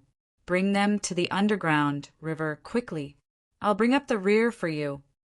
At this time, Mal had already come back to his senses. He stopped there with Partridge Whistle. He turned around and said to Chenulo, "Young master, let's go." Indiana Jones looked at the precipice behind him and smiled bitterly. He knew that there was no way out, so he said to Chenulo, "Give me a gun." Although Chenulo did not understand English, he could tell from Indiana Jones' expression and movement. He took a long gun from his body and threw it to Indiana Jones from afar. He made a prompt decision and shouted to Miss Hong, Laura, and Commander Bai, "We have to find a way out first before we can come back to save them. Otherwise, we'll all die." Then he ran towards the precipice. O'Connor quietly followed him. Mal, Partridge Whistle, and Indiana stood in a triangle, facing the levitating earth spirit that was about 10 meters away. The earth spirit had already followed them like a shadow. Partridge Whistle shouted and shot at the earth spirit's head with both guns. The earth spirit just shook its head, and the bullets only hit its hard skull, not even leaving a dent. Mal roared and used his divine strength. He picked up the pickaxe in his hand and smashed it at the earth spirit. With his divine strength, the pickaxe could easily break through gold and stone. Moreover, there was Indiana Jones covering him with a gun. He did not expect that the earth spirit would grab the head of the pickaxe with its right claw. With a slight force, it lifted Maul and the pickaxe and threw them against the rock wall. Partridge Whistle shot out his Vajra umbrella and used his flying tiger claw to hook the earth spirit's right shoulder. He pulled the rope tightly, trying to entangle the earth spirit. Mo-Lay saw the opportunity. He grabbed the pickaxe with both of his hands and jumped towards the earth immortal's body. With a leap, he landed on the back of the earth immortal emergence. Instantly, feathers flew everywhere, and a pungent smell almost suffocated him. There was no place on the earth immortal emergence's body to borrow strength, so Mo-Lay could only scratch randomly on its body, grabbing the corpse hair of the earth immortal emergence. At this moment, Mo-Lay realized that under the feathers of the earth immortal emergence, there were actually some remnants of clothing. Moreover, they were not decayed clothes from ancient times. They were obviously pieces of modern clothes. In shock, Maul was accidentally knocked away by the earth spirit and fell heavily on the ground. Partridge Whistle and Indiana grabbed the rope of the flying tiger claw and circled around the earth spirit. While Maul was distracted by the earth spirit, the two circled around and tied one of the earth spirit's arms to its body. Maul was on the ground and obviously hit hard. However, as soon as he woke up, he shouted at Partridge Whistle, "This Zongzi is not an ancient corpse. It is another missing foreigner. I recognize the clothes he is wearing." Partridge Whistle was stunned when he heard this. He thought to himself, "No wonder this Zongzi has a high nose and deep eyes. It turns out to be a foreign Zongzi." Indiana Jones didn't understand what they were talking about, but when he went behind the earth spirit, he also saw the feathers that Maul had grabbed off and a few pieces of clothing. Maul could recognize them, and Indiana, who had been with the earth spirit all day long, certainly knew them better. He immediately exclaimed, John, how did you become like this?" This feather-covered, 2-man-tall corpse was John Adam, who had fallen into the water and disappeared with them. For some reason, he was also like the corpses of the British soldiers outside the mausoleum of the First Emperor. He was nourished by the venomous insects and turned into a monster, becoming a part of the levitating heaven and human formation of the Qin First Emperor. He absorbed the qi of the earth and used the qi produced by the venomous insects to transform into a levitating heaven and human formation. Indiana Jones's shout did not arouse the monster's humanity. He was just a monster transformed from John Adams' corpse. He only knew how to chase after life and devour blood essence. The earth spirit corpse jumped up and threw Indiana, who was holding the flying tiger claw, far away. It struggled with its arms and freed itself from the rope that was wrapped around it. It threw itself at Maul on the ground. At this time, there was a gunshot in the distance. The earth spirit was hit in the air by a bullet. Maul took the opportunity to get up and ran to the place where the gunshot came from. Chun Yulo raised his gun several hundred meters away and shouted to the three people, "I found the underground river. You guys quickly come over. Let me blow up that son of a bitch." Saying this, he pulled out a light bullet and threw it at the earth spirit. The orange light bullet would not explode. It was usually used as a signal flare at sea. Laura and the others came out to explore, so they brought 2 with them to use in dark areas. The earth spirit's attention was attracted by the fire in the air, and the 3 of them took this chance to run towards where Chun Yulo was. Chun Yulo led the way as he led everyone over the uneven, rocky beach. The sound of the water was getting louder and louder as the curve of the cliff became wider and wider. Just as they were about to reach a dead end, Chun Yulo turned around, and the scene in front of them suddenly became clear. The 2 sides of the cliff formed an optical illusion, blocking a stone crack behind them. This stone crack had been washed away by the underground river behind the cliff for tens of thousands of years. The underground river formed a 3-meter high waterfall here, and the waterfall formed a small water surface that flowed into the semicircle in the distance, rushing back into the ground. The group was already panting from the running. When they saw Miss Hong and the rest waving at them from the other side of the waterfall, Partridge Whistle gritted his teeth and jumped directly into the underground waterfall. He soon floated up and waved at them. "The water here is very deep. It's okay to jump in." Chun Yulo and Indiana did not hesitate and jumped into the deep pool together. At this time, the Earth Spirit had already appeared on the left side of the top of the waterfall. Chun Yulo said anxiously, "This distance is not enough to stop it. Let's go to the entrance of the underground river and enter the underground river." "What if we rush into the underground river and there is no space to retain oxygen?" Chun Yulo shouted at the hesitant Laura. "Do you want to drown or be eaten by the monster?" Laura immediately jumped into the river and swam towards the dark entrance of the underground river with the others. The turbulent current rushed them into the entrance of the waterway. The terrain here was like a huge funnel. The funnel was placed diagonally in the angle formed by 2 cliffs. The waterfall from the cliff on the left converged into the entrance of the underground river at the mouth of the funnel. From here, the entire river plunged into the ground. Chapter 718. When the miner's lamp above his head was pulled into the water, it only lasted for a few breaths before it flickered twice and went out. Chun Yulo felt that his whole body was involuntarily being pushed forward by the current. His pair of night eyes could hardly open in the turbulent current.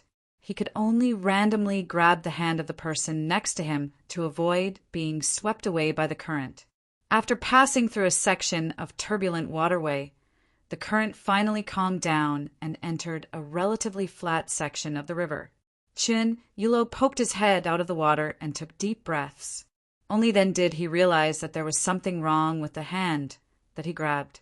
There was a layer of slippery and sticky mucus on the skin of the hand, like that of a catfish. It was somewhat slippery and did not look like human skin at all. Chun Yulo looked over with his pair of night eyes. The thing that he grabbed was still submerged in the water. Through the current, he could only see a white shadow that looked like a human, twisting its waist like a fish. The hand that grabbed it was cold to the touch. It did not have the temperature of a human body at all. Instead, it was like a corpse. Chun Yulo became calmer in this situation. He still used his right hand to hold the person's hand tightly, but his left hand reached into his pocket and took out a self-defense pistol. Like lightning, he pointed the box gun at the person's face and was about to pull the trigger. But after he pulled the trigger, the gun in his hand was like a piece of dead iron without any reaction. "Damn it, it's dead." Chun Yulo knew that the gunpowder in the bullet had been soaked in water and died. He cursed in his heart.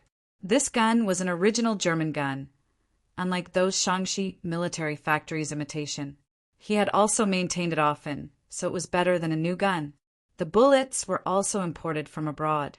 Usually, the gun would be fine on rainy days, but he did not expect it to stop firing after soaking in water twice.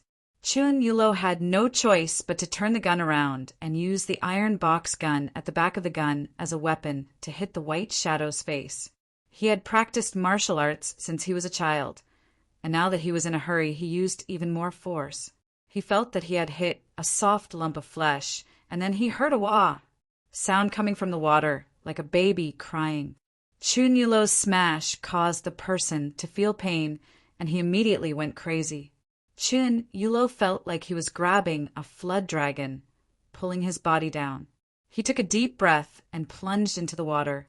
Only when he was underwater did he see what he was grabbing. It was a salamander that looked like a giant salamander. It had the body of a fish and the tail of a snake. What he was grabbing was its right forelimb. It was like a frog with 4 fingers without webbing. Its skin was like a human's, but it was wrinkled like a newborn baby's. It looked a little ugly. Its head was flat like a frog's, but it had teeth that looked like hard bones in its mouth. It was very fierce in the water. Chun Yulo took out the dagger in his pocket and held on to its right forelimb with all his might. He He clumsily but firmly stabbed at its head. He felt like he had stabbed into a soft and slippery rubber mat. He used all his strength, but he could only make a small cut. To this monster that was as tall as a human, the damage was no different from a mosquito bite. However, the monster became more and more frenzied as it saw blood. It opened its mouth and bit at Chunyulo. It was extremely agile in the water, and it was about to pounce on him. The pounce was fierce and ruthless, like a tiger in the water hunting its prey. Chunyulo was no match for its monstrous strength and was about to be pounced on and swallowed whole. Its mouth was like a frog's, and it could swallow something as big as itself. Even if he didn't die from its bite, Chunyulo's breath was already at its limit. If he continued to tangle with it, even if he didn't get swallowed alive, he would drown. With his life on the line, Chunyulo used his feet to block its body and kicked back with all his might. However, the monster only tightened its grip, and its monstrous strength almost strangled him to death. Just as the monster's pitch-black mouth was about to reach Chunyulo's head, a crossbow bolt brushed past the side of Chunyulo's head and nailed itself into the monster's mouth. Blood immediately gushed out. After suffering such a fatal injury, the salamander monster struggled even more desperately before it died. Its huge forelimbs slammed hard on Chunyulo's body until 5 or 6 hands grabbed his shoulders and legs and pulled him out. After surviving the disaster, Chunyulo collapsed on the water, feeling a burning pain in his lungs. In a daze, he saw Partridge Whistle raise a crossbow high and say to the others, "Carry Daukaway Chun on the surface of the water. We need to get out of here as soon as possible. The strange fish we just killed looks like the tiger flood dragon recorded in the classic of mountains and seas. It's ferocious, and we don't know how many dangers there are in the water. Now that there's a tiger flood dragon bleeding to death, it will soon attract other dangerous creatures. We need to swim away as soon as possible." After being carried by the others for a while, Chunyulo regained some strength and choked out some pink blood foam. He sat up by himself and pushed away the other support. Then he heard Maul's worried voice. "Young master, are you all right?" "I'm fine. I just suffered some internal injuries. I know how to deal with them, and I've already recovered a lot." The deeper they went, the faster the water flowed. They didn't even need to use any strength to be involuntarily swept forward. Fortunately, there was some space above their heads which allowed them to breathe. The underground river rushed underground, and after a few big turns, they felt like they had traveled at least 10 miles. Along the way, they saw a few creatures that were exactly the same as the tiger flood dragon that Chunyulo had encountered before. The largest tiger flood dragon was the size of a horse carriage, and it could swallow an adult with its mouth. It was the Partridge Whistle that made everyone hold hands, like a huge python that shook its head and tail, that made the tiger flood dragon retreat. These tiger flood dragons were ferocious, and they had seen them eat their own kind. Big tiger flood dragons ate small tiger flood dragons, but the main food of these ferocious creatures was a kind of fish that had 2 fins that were half the size of a body. When they spread out in the water, they looked like wings, and their cries sounded like the cries of a baby. After Partridge Whistle saw that strange fish, he found a way to catch one when the water flowed to his side. They ate a raw fish. Although it was cold, it was quite delicious to the extremely hungry people. The 8 of them ate a strange fish that was as long as an arm, which whetted their appetites. But they weren't so lucky after that. Partridge Whistle took out a yellow-shelled water beetle from the water, bit open the shell, and sucked the juices inside. Laura and the others were a little greedy, but they also had doubts as to whether this beetle, which they had never seen before, could be eaten. Partridge Whistle comforted them. "When I saw the strange fish with the body of a fish and the wings of a bird, I had my suspicions. When I noticed the yellow shell of the water beetle, I was even more certain. The classic of mountains and seas says, 'Catfish, with the body of a fish and the wings of a bird. Its voice is like that of a mandarin duck.' It's very likely that it's the strange fish that we just ate. As for this beetle, it should be the yellow shell recorded in the ancient books. It's a kind of beetle that catfish like to eat." Our ancestors have eaten both of them, and it's recorded in the oldest cookbook, the classic of mountains and seas. You can eat it without worry. Chun Yulo, Commander Bai, and the others naturally trusted the classic of mountains and seas. When the foreign devils saw that they were fine after eating, they also danced around and touched the yellow shell in the water. After tasting it, they found that the beetle's meat was delicious, not inferior to the mussels on the beach, and it was sweet when eaten raw. They didn't know how long they had been washed in the underground river. Suddenly, they heard the roar of water in front of them. The loud echo woke them up. Chun Yulo looked up and saw an open cave in front of them. The sound of water was coming from there. At this time, Chun Yulo looked carefully and exclaimed, "Oh no, the exit in front is a waterfall." The few of them quickly held hands and swam towards the rock walls on both sides. However, the current was very turbulent, carrying them quickly towards the exit. Their attempts to climb up the rock wall failed twice. At this time, they were not far from the cave entrance. They could even see the bright stars in the sky outside the cave entrance. They might have already rushed out of the first emperor's tomb and reached the belly of Mount Li. However, even without Chun Yulo's night eyes, he could see and hear that the underground river rushed into a waterfall that was more than 1,000 feet high. Even a group of living people would be smashed to death if they fell into the water. The 8 of them used all their strength to struggle to the side of the cave. Partridge Whistle stepped on Chun Yulo's body and stuck half of his body out. He opened the Vajra umbrella and stabbed it into the rock wall beside him, jamming it into a crack. He threw a rope behind him, allowing Chun Yulo, Commander Bai, and Miss Hong to grab it. Laura, who was closest, also grabbed a rope. Maul and O'Connor were closer to the other side, so the rope was washed down before it reached them. Miss Hong threw a strand of silk towards Maul, but after trying twice, she didn't succeed. While Chun Yulo and the others were filled with grief and indignation, Maul waved them goodbye and jumped into the waterfall, disappearing into the cave entrance. Chun Yulo held back his grief and carefully climbed along the rock wall with Partridge Whistle to the cave entrance. Using the pickaxe, they carefully climbed out of the cave. Not far from the waterfall, there was a small protrusion that they could stand on. Beyond that was a cliff. The cliff was about 100 meters high. If they were not careful, they would be smashed to pieces. Fortunately, there was no wind in this place, so they stuck close to the cliff and were relatively safe. At this time, they noticed a shocking fact. They had not walked out of the first emperor's tomb, but had actually entered the tomb of the first emperor. The starry sky in the sky was like a reflection of the real sky, so clear that it was hard to tell whether it was real or an illusion. The bright stars never twinkled, but Laura could see that this starry sky was closely related to reality, but also different. It was a replica of the starry sky above Xianying 2,000 years ago. The mountain wall they were in was a group of magnificent waterfalls, with countless galaxies hanging upside down. In the vast space in front of them, there was a magnificent ancient city. The walls of the city, the luxurious buildings, the crisscross streets, and the atmosphere of Xianying ancient city seemed to have transcended 2,000 years and appeared in front of us. Every brick and tile, as well as the atmosphere of its soul, displayed Great Qin's tenacity, vastness, and grandeur. The majestic Xianying ancient city, the mountains surrounding the massive city, and the heavenly palace that seemed to be floating in the starry sky above our heads. Between the mountains, there were 4 huge waterfalls.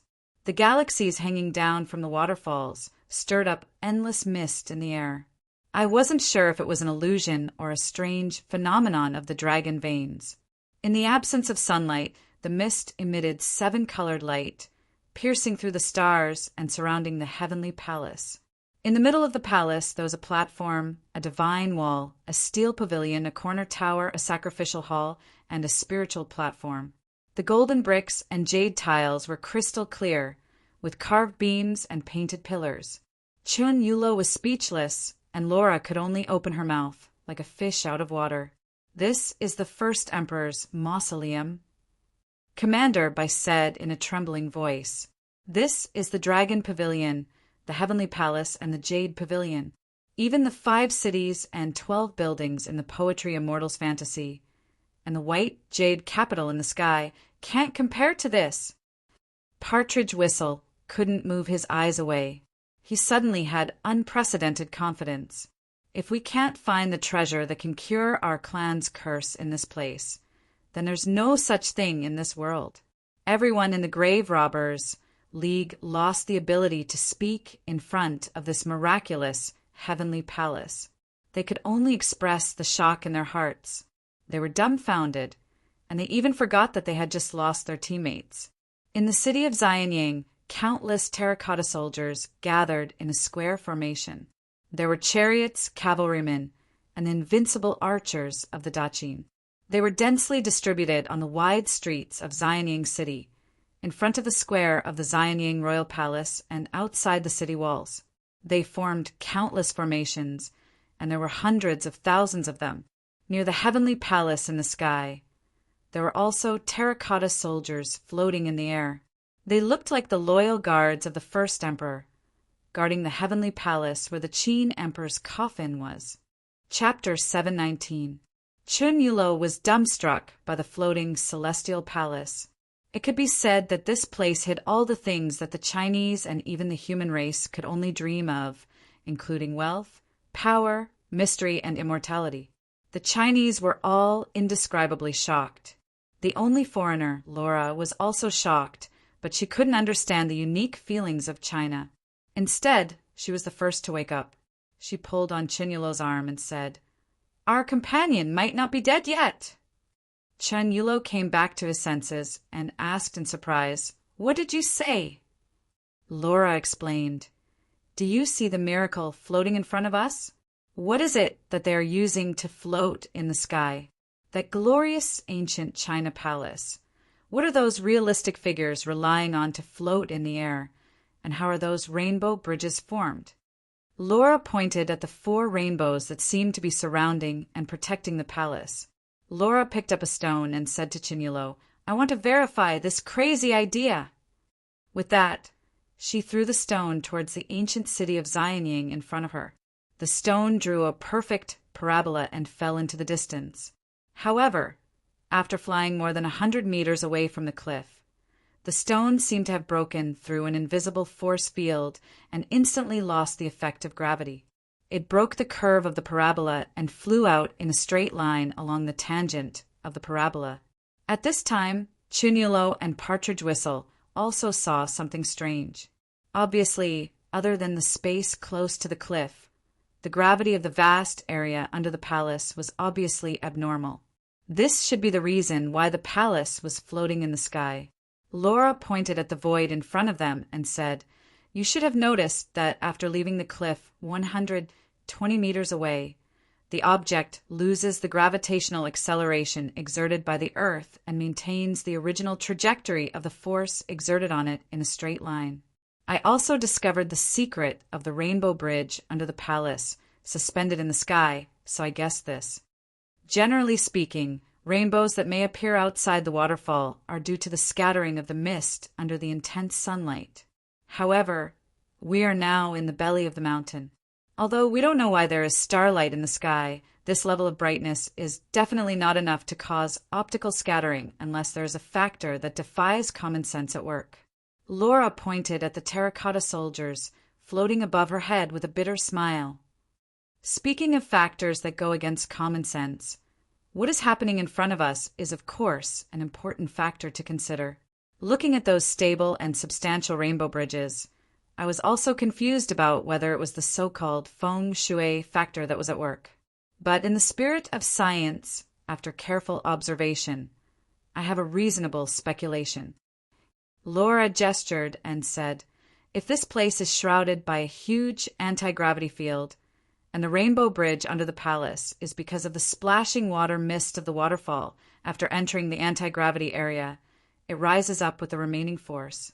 Finally, due to air resistance, after the force exerted on the water droplets is exhausted, it stays in this anti-gravity field forever and is fixed. After thousands of years, Such as scarce water, mist accumulates into the shape of an arch bridge, reflecting the light that shines on it from all directions. So the rainbow bridge is produced. That is to say, after Mal and the others were washed down by the waterfall, if they were lucky enough to enter the large anti-gravity field. They may just be pushed to other places by the force, and eventually, as the thrust continues to offset, they will stagnate. Chun Yulo said excitedly. Laura nodded. If we don't find them, it will be a terrible torture. Suspended in the air of nothingness, no matter how hard we move, we will not be able to move at all. In the end, we will starve to death, die of thirst, and our bodies will be suspended there forever. Remember, if we go there by mistake, we will also end up the same. The anti-gravity space is very dangerous. Chun Yulo stared at the empty void in front of him. Although the Sky Palace was majestic, there was probably a long distance between them. The ancient city of Xianyang, which had been built according to the original scale by the Qin First Emperor, looked like it was only the size of a mat, but in fact, it was an extremely vast space. Looking closely, one could see that on the stone wall surrounding this space, there were some traces of artificial excavation. A kind of silver ore was embedded in the mountain wall according to a pattern. It seemed to be the embers of flying fire meteors. Chun Yulo could imagine that during the Qin dynasty 2,000 years ago, some strange flying fire meteors fell on the land of the ancient Qin dynasty. The Qin First Emperor sent people to excavate these flying meteors, but they found that these flying meteors had a special physical property. Its radiation could eliminate the mass of matter in a specific space and create an anti-gravity field. In the end, the first emperor used these flying meteors to build his own mausoleum and set up a decoy tomb to guard it. This was the result of the magnificent architectural miracle of the floating sky palace and the mausoleum of the first emperor, which could be said to be the world's greatest miracle. Chun Yulo had already made up his mind. He carefully climbed to the most spacious part of the stone platform. It was a protruding stone platform about 3 meters wide. Chun Yulo used his eyes to measure the distance between the stone platform and the height of the cliff. He calculated that as long as he didn't make too much of a mistake, he should have a high chance of jumping into the anti-gravity space before falling into a pile of meat paste. He said to Partridge Whistle, "We will jump directly over. I will jump first. If it is really as we expected, then you will learn your lesson and come find me. If I fall and break into pieces, then I will consider myself unlucky." Although this method was risky, there was no better way. There was no way up or down such a high cliff. There was only a small stone platform that was less than 15 square meters for everyone to squeeze on. There was no way back from the underground river, and the cliff surface was as smooth as a knife's edge. The nearest foothold for them to climb was more than 300 meters above, and the nearest foothold below was almost hidden in the clouds and mist. No one could say for sure that Laura's previous conjecture was the truth. If the anti-gravity anomaly didn't exist, or if the nature of the anomaly was different from their conjecture, then the first person to experiment with it would be dead. Chapter 720. Chun Yulo had never experienced such a feeling of weightlessness before. He waved his arms and legs, trying to stop his body from flying into the depths of the void uncontrollably. The abyss below his feet made him feel dizzy. Above his head was a bright, starry sky. In midair, the world seemed bigger and bigger, and he felt smaller and smaller. It was a strong shock to him. Along with the feeling of being out of control, an instinctive panic attacked him. He desperately wanted to grab onto something to support himself, to give himself a point of support. However, there was only formless air around him. This kind of situation gave a person who lived on the ground for a long time and had no sense of security a considerable sense of oppression, causing his movements to become clumsy and cautious. Thank goodness there is air resistance. Laura sighed with emotion. Otherwise, Mr. Chun would keep moving forward until he flew out of the anti-gravity force field's range. But there's good news.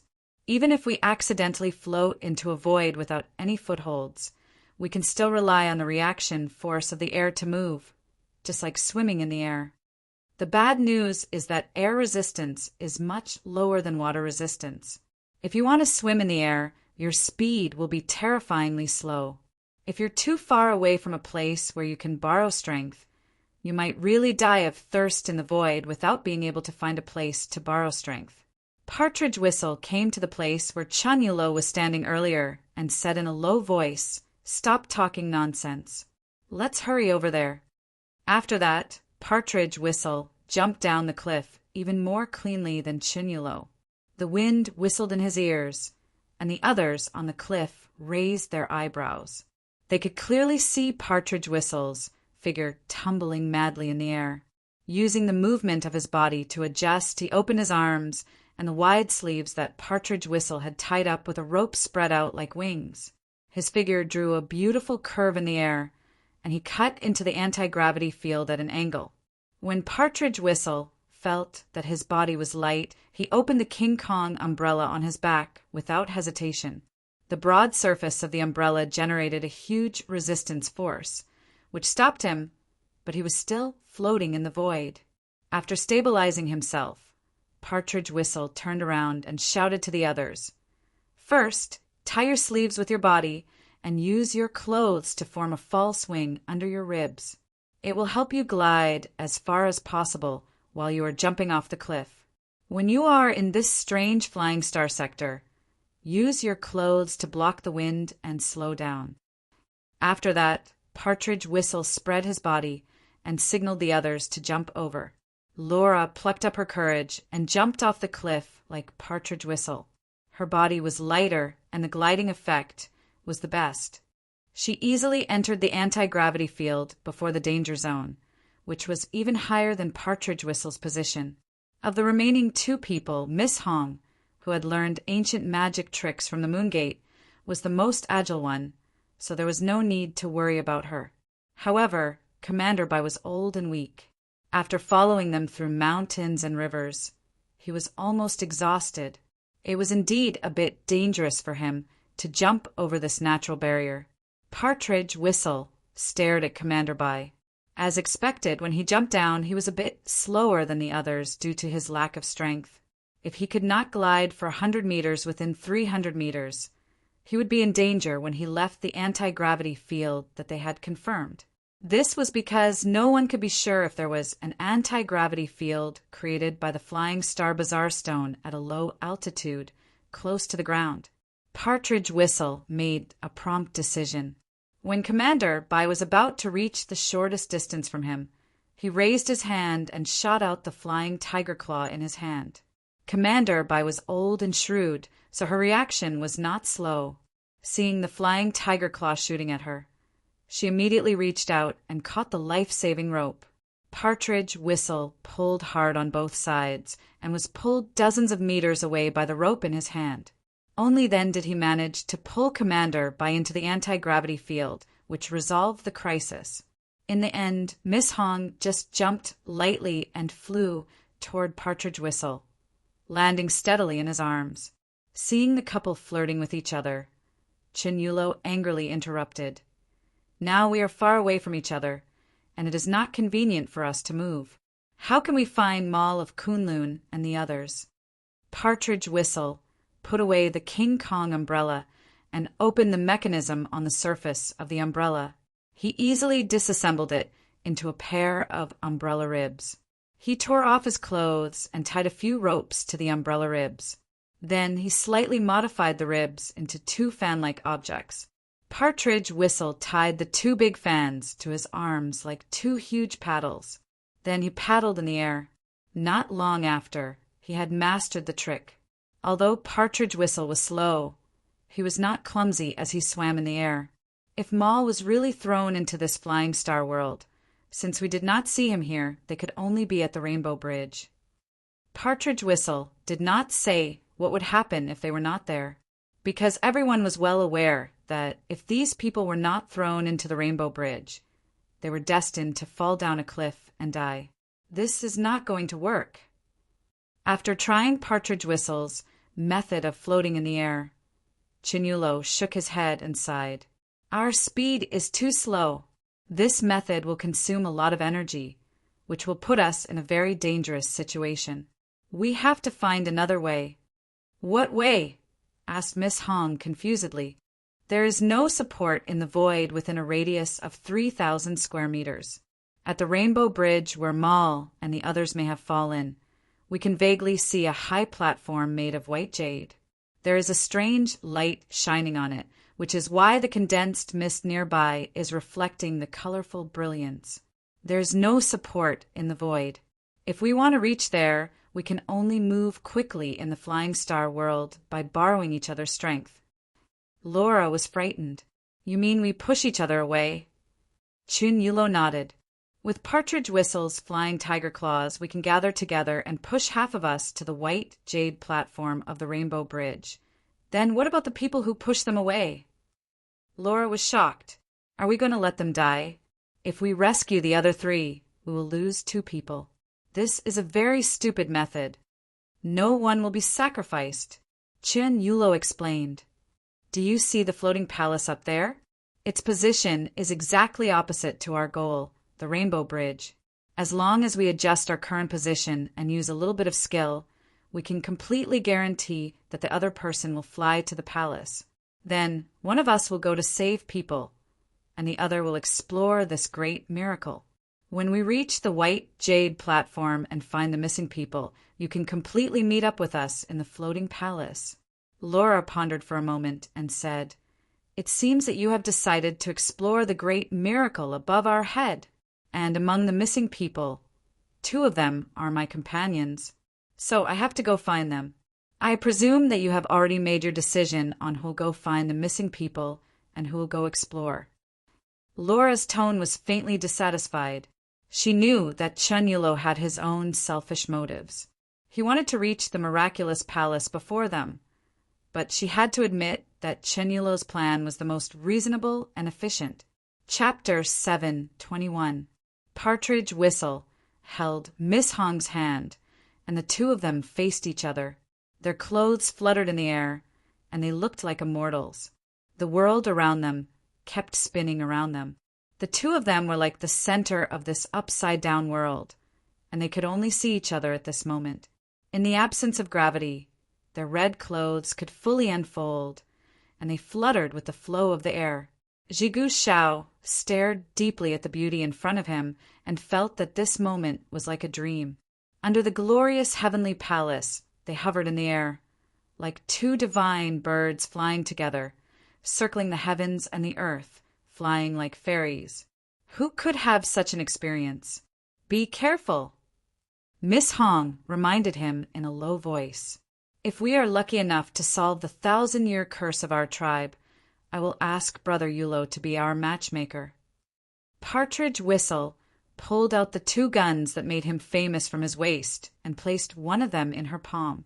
He said in a low voice, "Don't trust those foreigners easily. I will leave this gun for you to protect yourself. If anything happens, fire as a warning. No matter where I am, I will come to you." After that, Partridge Whistle used his arms to push Miss Hong toward the Rainbow Bridge that was rotating behind her. He also used the opposite force and floated toward the majestic sky palace in the sky. Miss Hong did not turn around. She maintained her open arms, and the red dress on her body was bright and elegant. The eyes that looked at Partridge Whistle were like a deep blue pool. Partridge Whistle felt himself floating upward, and the feeling of weightlessness was very subtle. He watched as the beauty in front of him became smaller and smaller, until she shrank into a red shadow the size of a grain of rice and disappeared into the depths of the rainbow light on the white jade platform. At this time, only Chun Yulo, who was also flying toward the Sky Palace, could be seen clearly. He was not as sentimental as Partridge Whistle. Instead, he was very focused on the Sky Palace of the first emperor. The 2 of them had no doubt that the coffin of the first emperor would be here. Just from the few historical records, they knew that the first emperor was definitely not a person who would submit to others. Even after his death, he would only be buried in this towering Sky Palace and would never submit to the palace in the ancient city of Xianying. The closer they got to the Sky Palace, the more they could feel how small they were and the majesty and grandeur of the Sky Palace were. The unique architecture of the palace condensed all the essence of the classical architectural style and technology of China. Xiao he once said to Liu Bang, "The world has not been decided, so we can go to the palace." Moreover, the emperor has the 4 seas as his home. If it is not magnificent, it cannot be mighty, and it cannot be added to the later generations. That was to say, the palace was where the majesty of the emperor was, and it was the concentrated embodiment of the imperial politics of China. Under the floating Sky Palace, Partridge Whistle and Chan Yulo truly understood the true meaning of, if it is not magnificent, it cannot be mighty. The floating Sky Palace was a building complex. In addition to the 9 main halls on the central axis, there were also a large number of subsidiary palaces.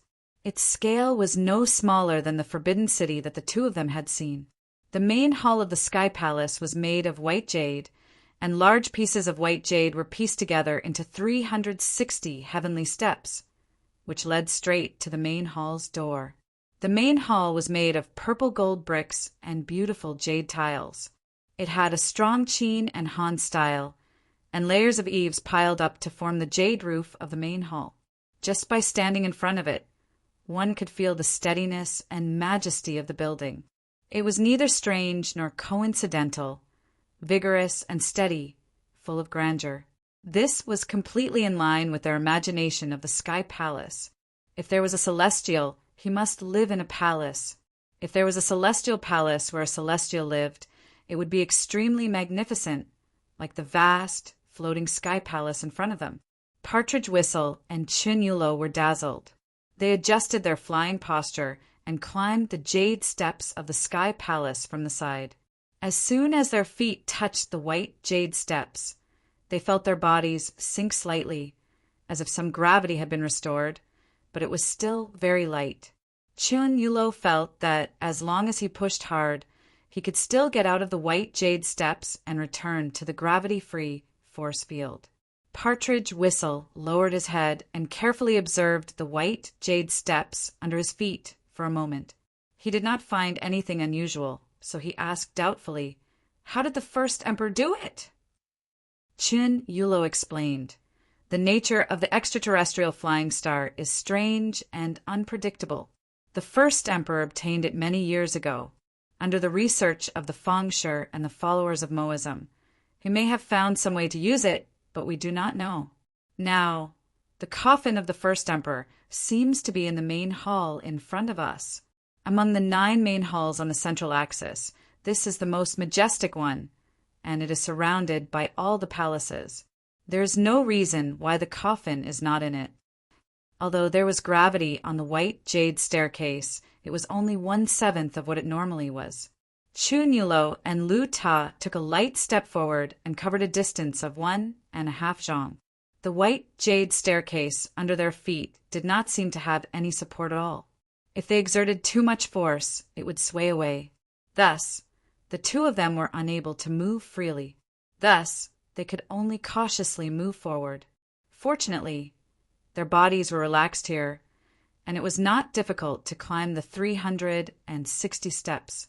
When they came to the door of the hall, they felt an invisible force pulling on their chests and involuntarily pressed against the palace door.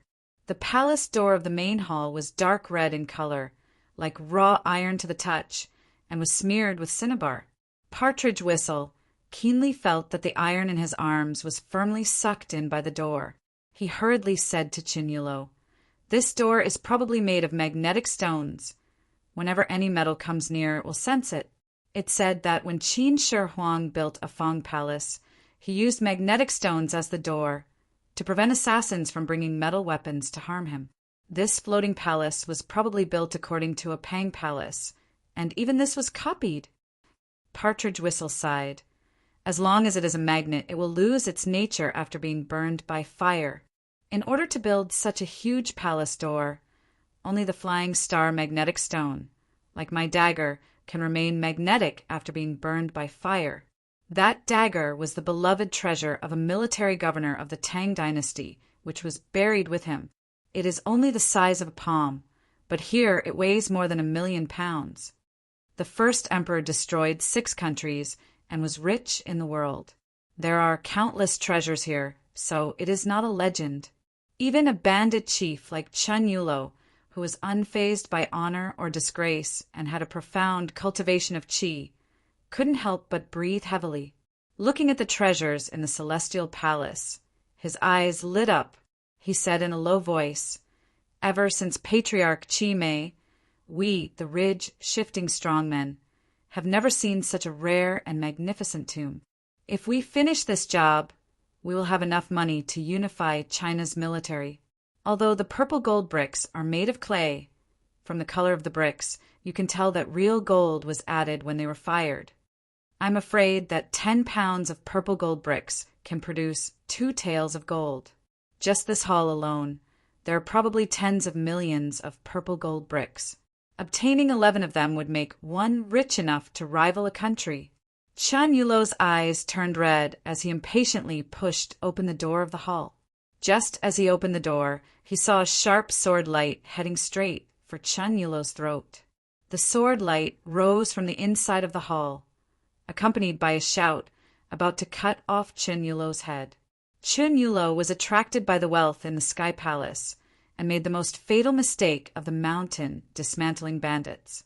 His greed blinded his caution, and he forgot that he was in the dangerous mausoleum of the first emperor. Fortunately, Partridge Whistle had been watching from the side. When the door of the hall opened, although he couldn't stop it in time, he was secretly on guard. When Chun Yulo was in danger, he still had time to pull him, narrowly avoiding the fatal blow. Chun Yulo felt the cold blade of the sword graze his throat, and he fell backward in an unsightly manner. As he rolled, he heard a woman's fierce shout from the door, "Little thief!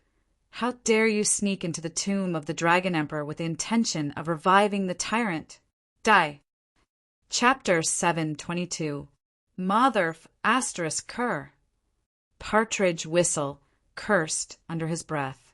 Not good. Just as he was about to retreat a few steps, he heard a strong gust of wind coming straight at the back of his head. Turning his head to take a look, he saw a masked woman dressed in black with a bronze sword in her hand striking at his back. The momentum was so fast that it brought along a sharp whistling sound. In this critical situation, Partridge Whistle couldn't care less about his unsteady feet. He kicked back with both feet and shot backwards like lightning. The masked lady was none other than Shaolin. She saw Partridge Whistle, leaped up, and flew several zhang away under the low gravity. She also tapped her foot on the ground. Her shadow was like a graceful swan or a swimming dragon, sweeping across the ground. Her right hand shook, as if she would not rest until she took Partridge Whistle's life. What a vicious woman!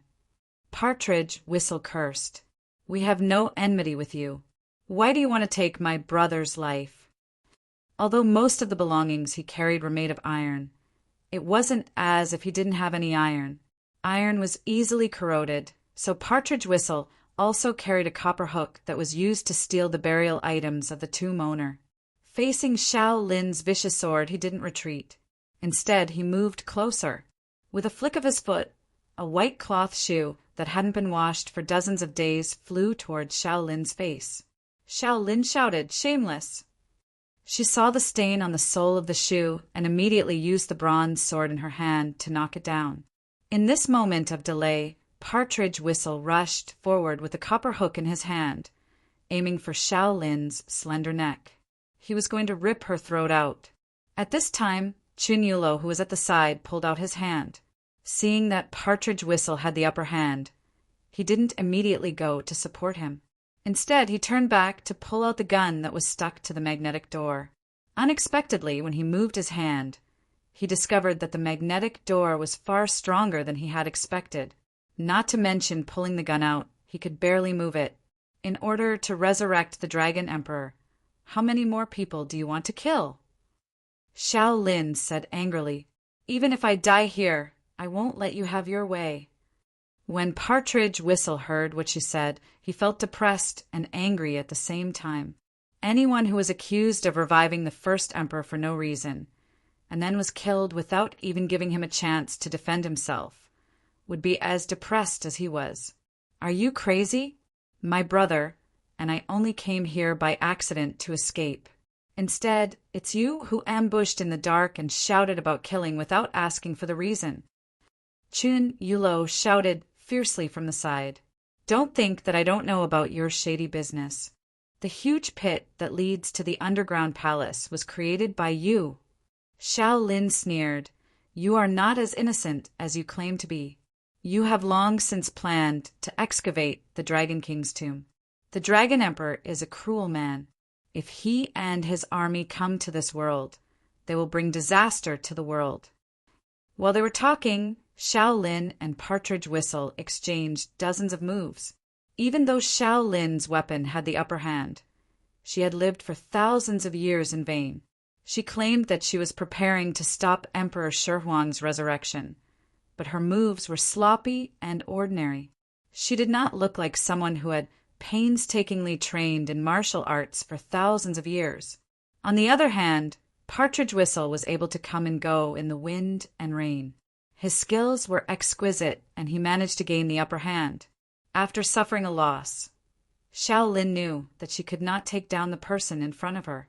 If she waited for his other companion to come and attack her, she would be in danger. She wanted to ease the tension between them. She took advantage of the gap between the two to withdraw her sword and retreat. She said in a low voice, If you are not the tyrant's lackeys, do not go near this hall. This is the tyrant's burial place. 2,000 years ago, the tyrant was cursed and sealed. His remaining subordinates buried him in the underground palace of Mountley that he had built before his death. He's built another fake tomb outside, trying to deceive everyone and deceive us who are guarding the seal. Whoever dares to take a step near this hall, I will fight him to the death. Xiao Lin shouted. Chun Yulo had already thought of a way to break off Partridge Whistle's gun. He raised it and sneered. Good. I heard that before the first emperor died, he buried the elixir of immortality in the first emperor's tomb. Partridge Whistle's brother tribe has been cursed for hundreds of generations. Its antidote may be in this hall. We must get it. Since you have so much backbone, then please die. Xiao Lin had never thought that there would be such a development. He immediately changed the topic and said, If you want to steal the Dragon Emperor's treasures, then all the more you can't let the Dragon Emperor revive.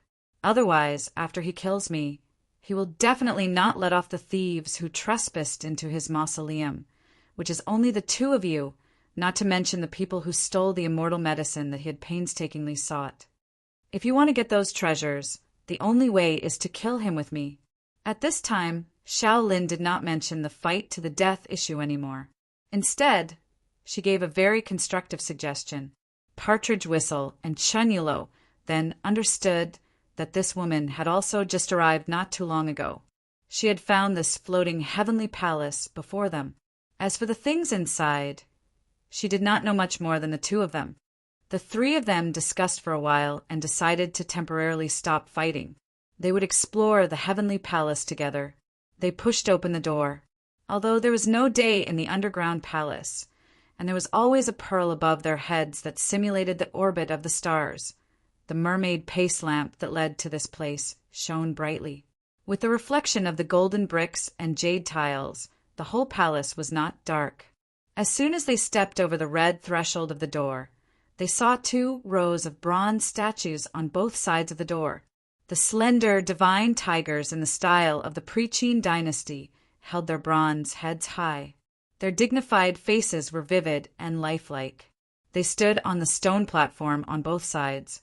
Below them, there were bronze statues of phoenixes, qilins, divine dragons, baija, Zhou's elephants, and other strange beasts.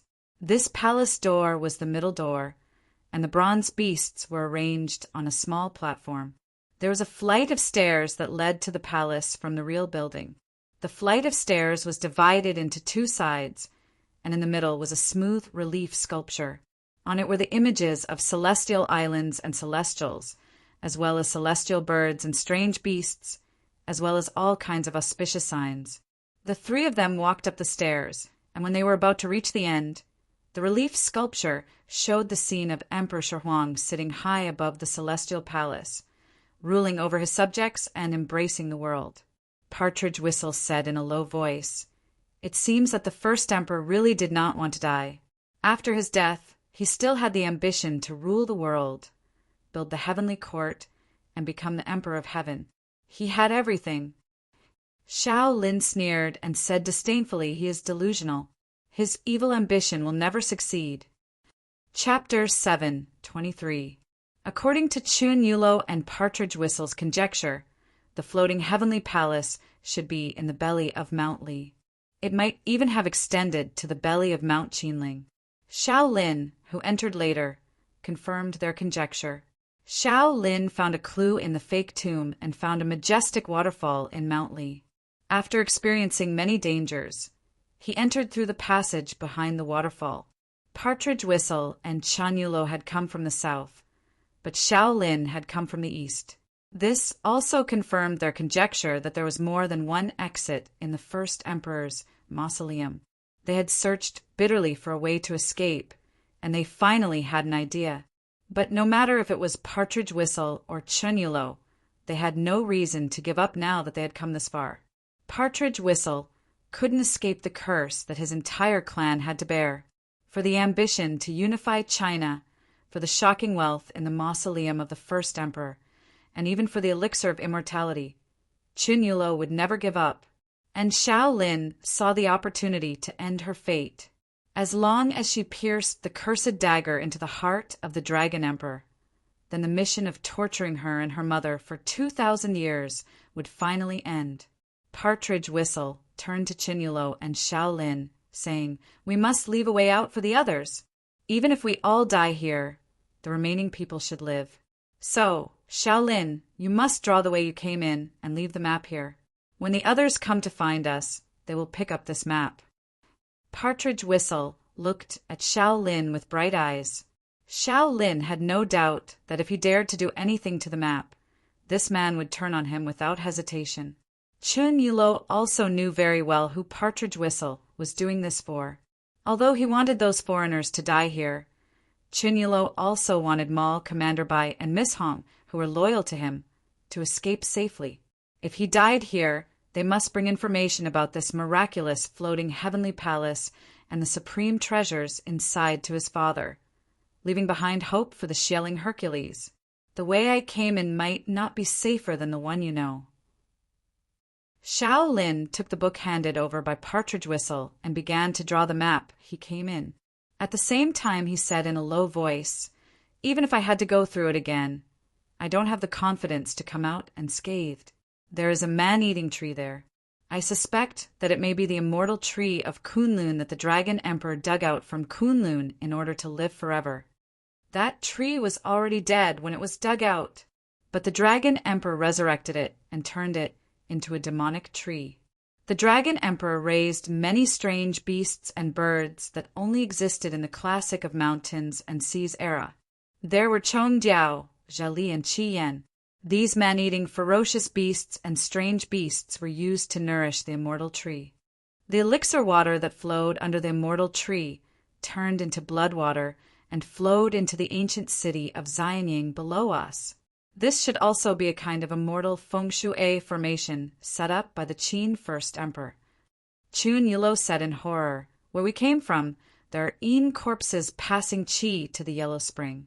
There are celestials burning mermaids' ointment to renew their vitality. Along the meridian of the eternal light path, they instilled it into this floating palace. It's very likely that it's poured into the main hall in front of us." Partridge Whistle and Xiao Lin looked at the burning mermaids' ointment lamps on both sides and could not help but fall silent. The brightness of these lamps was not dazzling. Even if one looked directly at them, it would not hurt their eyes. They maintained a soft light like a dawn. However, this kind of dim light made them not feel dark all the way, as if the space they were in was full of light. It even made them forget this strange. The secret behind it could scare people to death if it was revealed. In order to seek immortality, the Qin first emperor mobilized countless manpower and resources in his entire empire. As early as the Western Zhou dynasty, there were records of the immortal herb in the Kunlun ruins. Of course, he wouldn't let it go.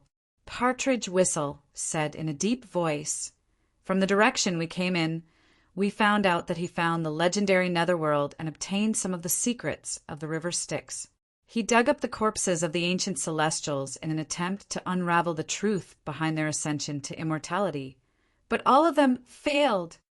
Chinyulo confirmed, "The path from the Netherworld to the world of the living is too dangerous. The corpses that came back to life have all become evil. The corpses of the ancestors of the Chu people did not become immortals at all. Instead, they transformed into a brand new existence from the body of the dead corpse.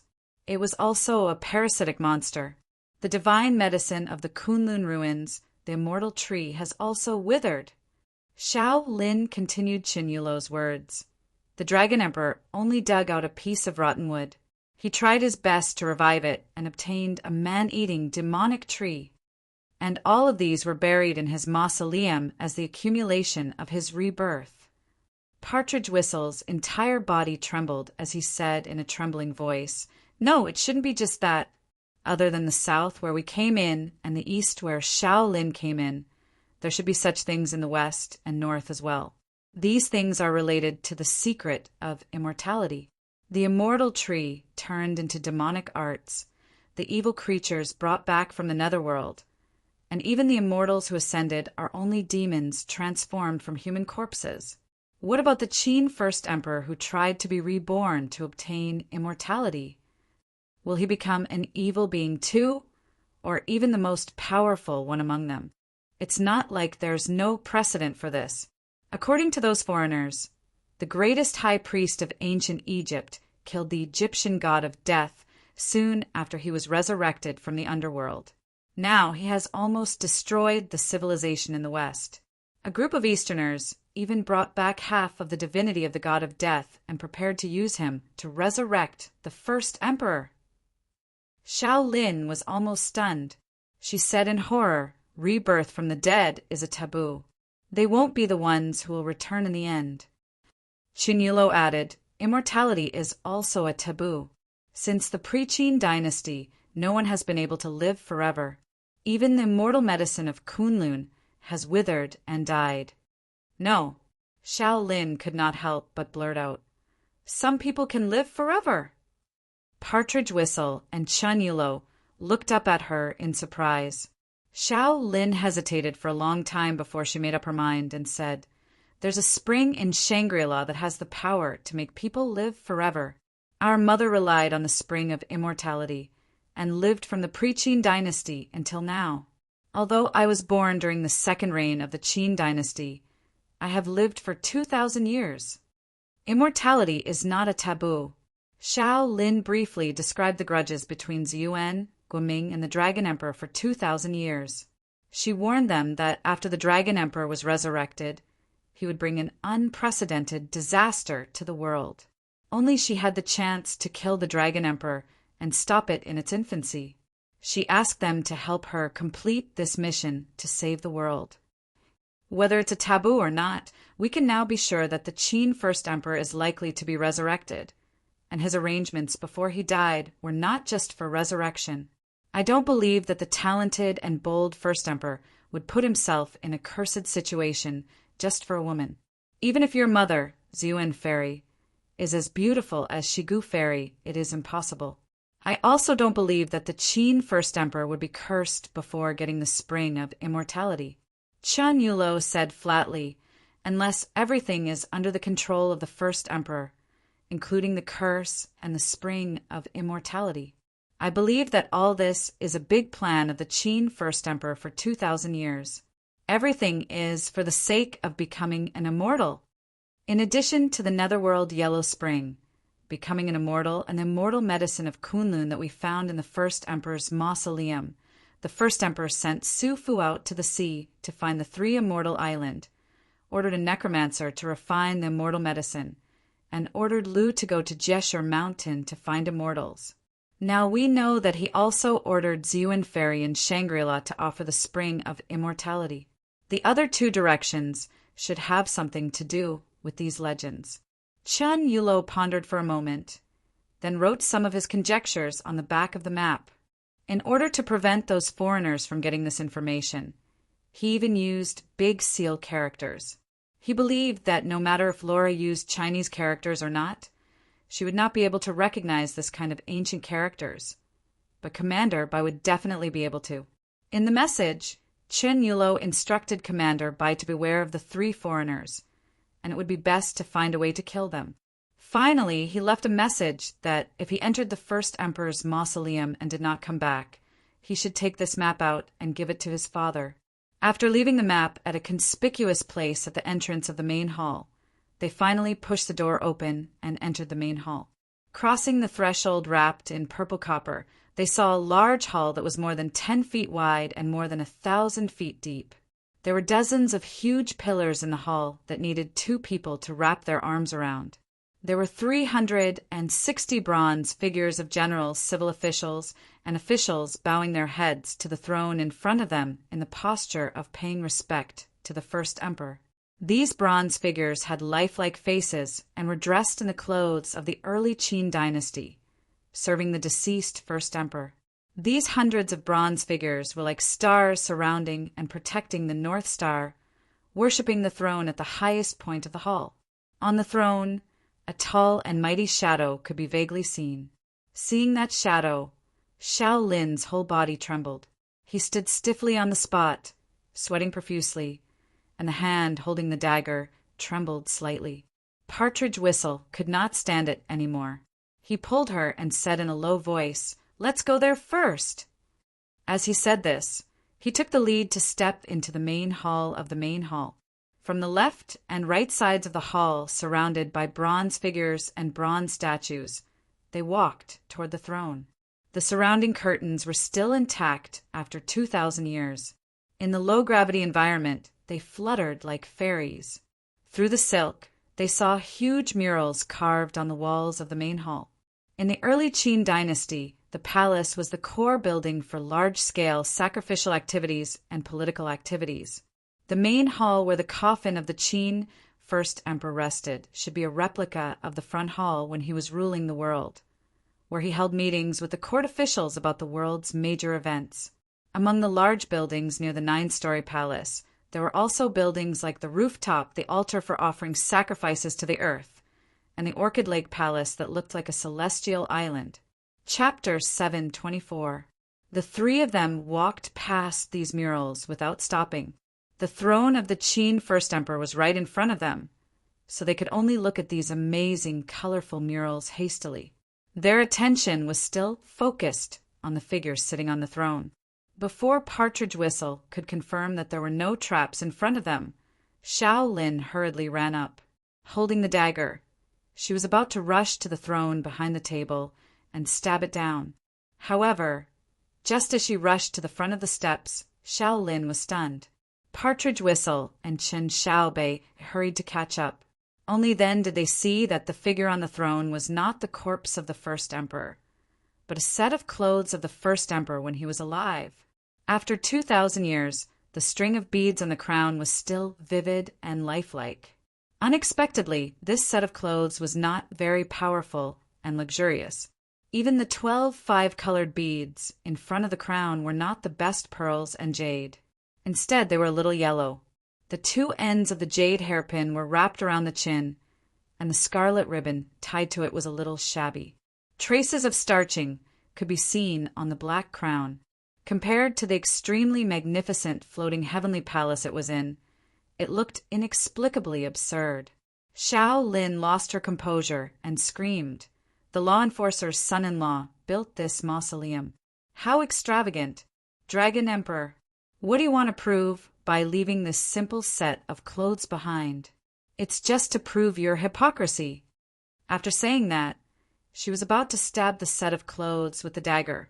Partridge Whistle and Chen Yulo hurriedly stopped her and scolded. Don't act rashly. Don't touch the decorations here before you see where the coffin of the first emperor is. Otherwise, do you think that the killers left by the first emperor don't exist?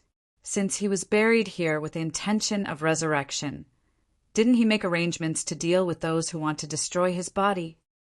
Xiao Lin glanced at the set of clothes on the throne angrily and turned her head away, no longer looking at the set of clothes of the first emperor that made her angry.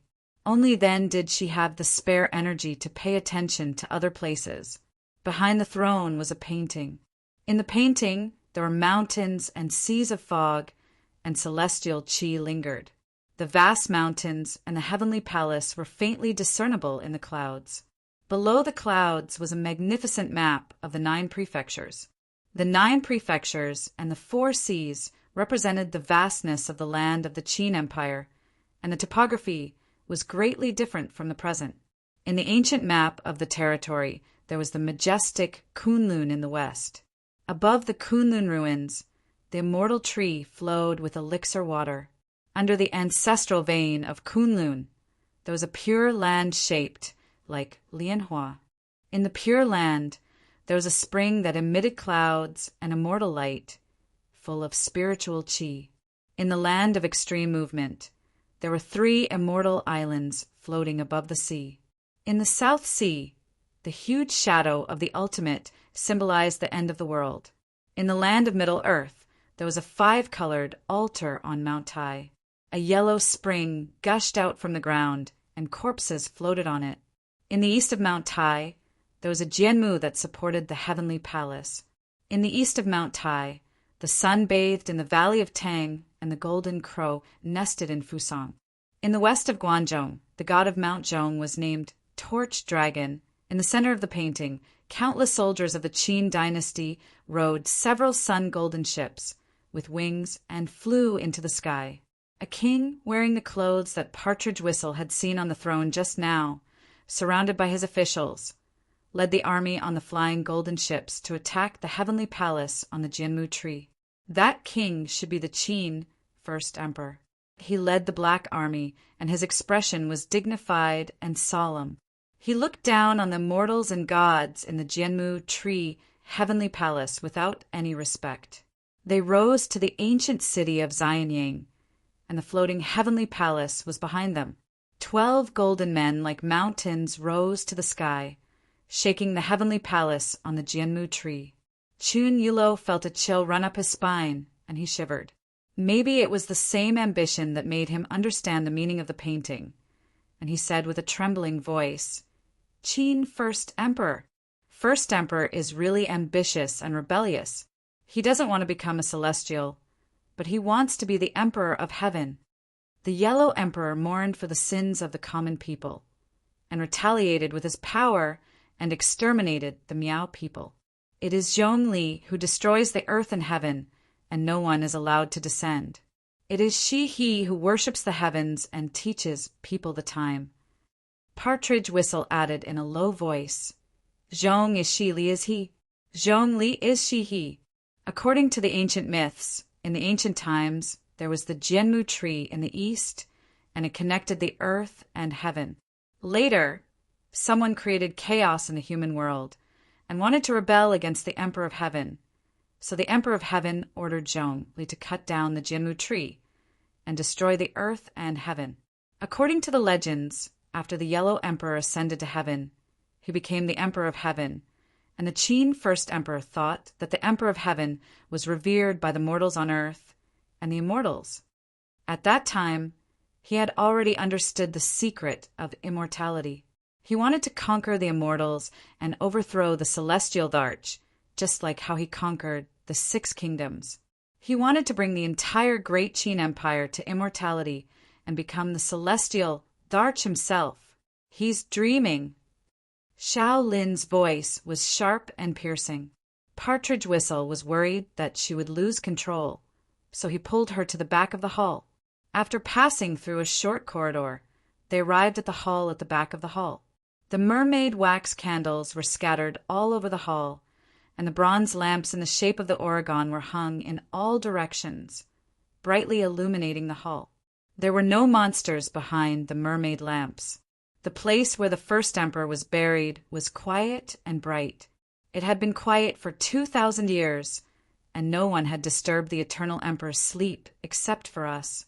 In the middle of the hall, there was a four-legged bronze cauldron. The bronze cauldron looked majestic, and it was decorated with bronze beast patterns, celestial characters, facial patterns, mountain patterns, and geomancy.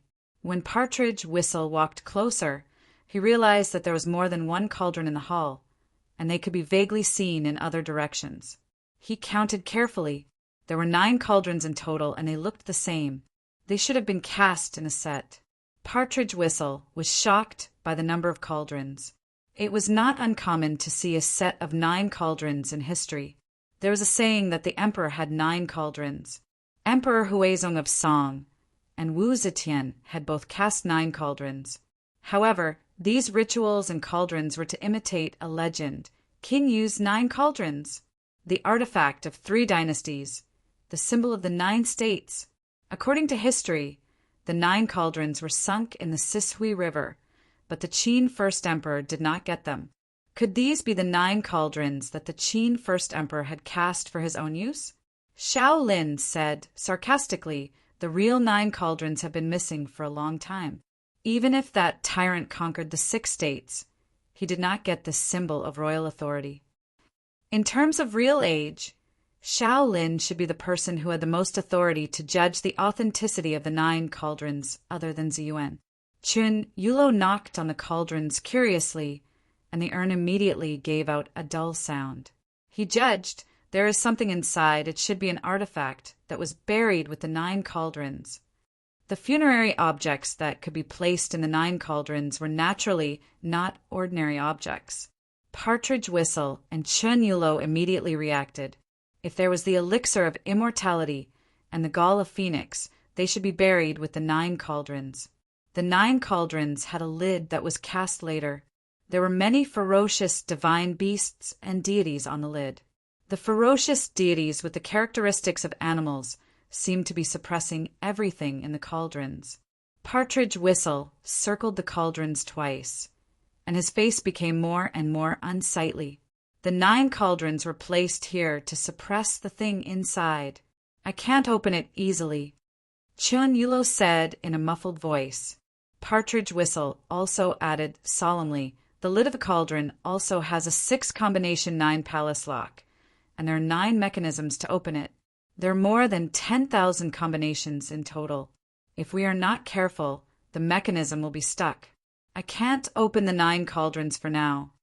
But from the inscription patterns, I can tell that something is being suppressed in the cauldrons.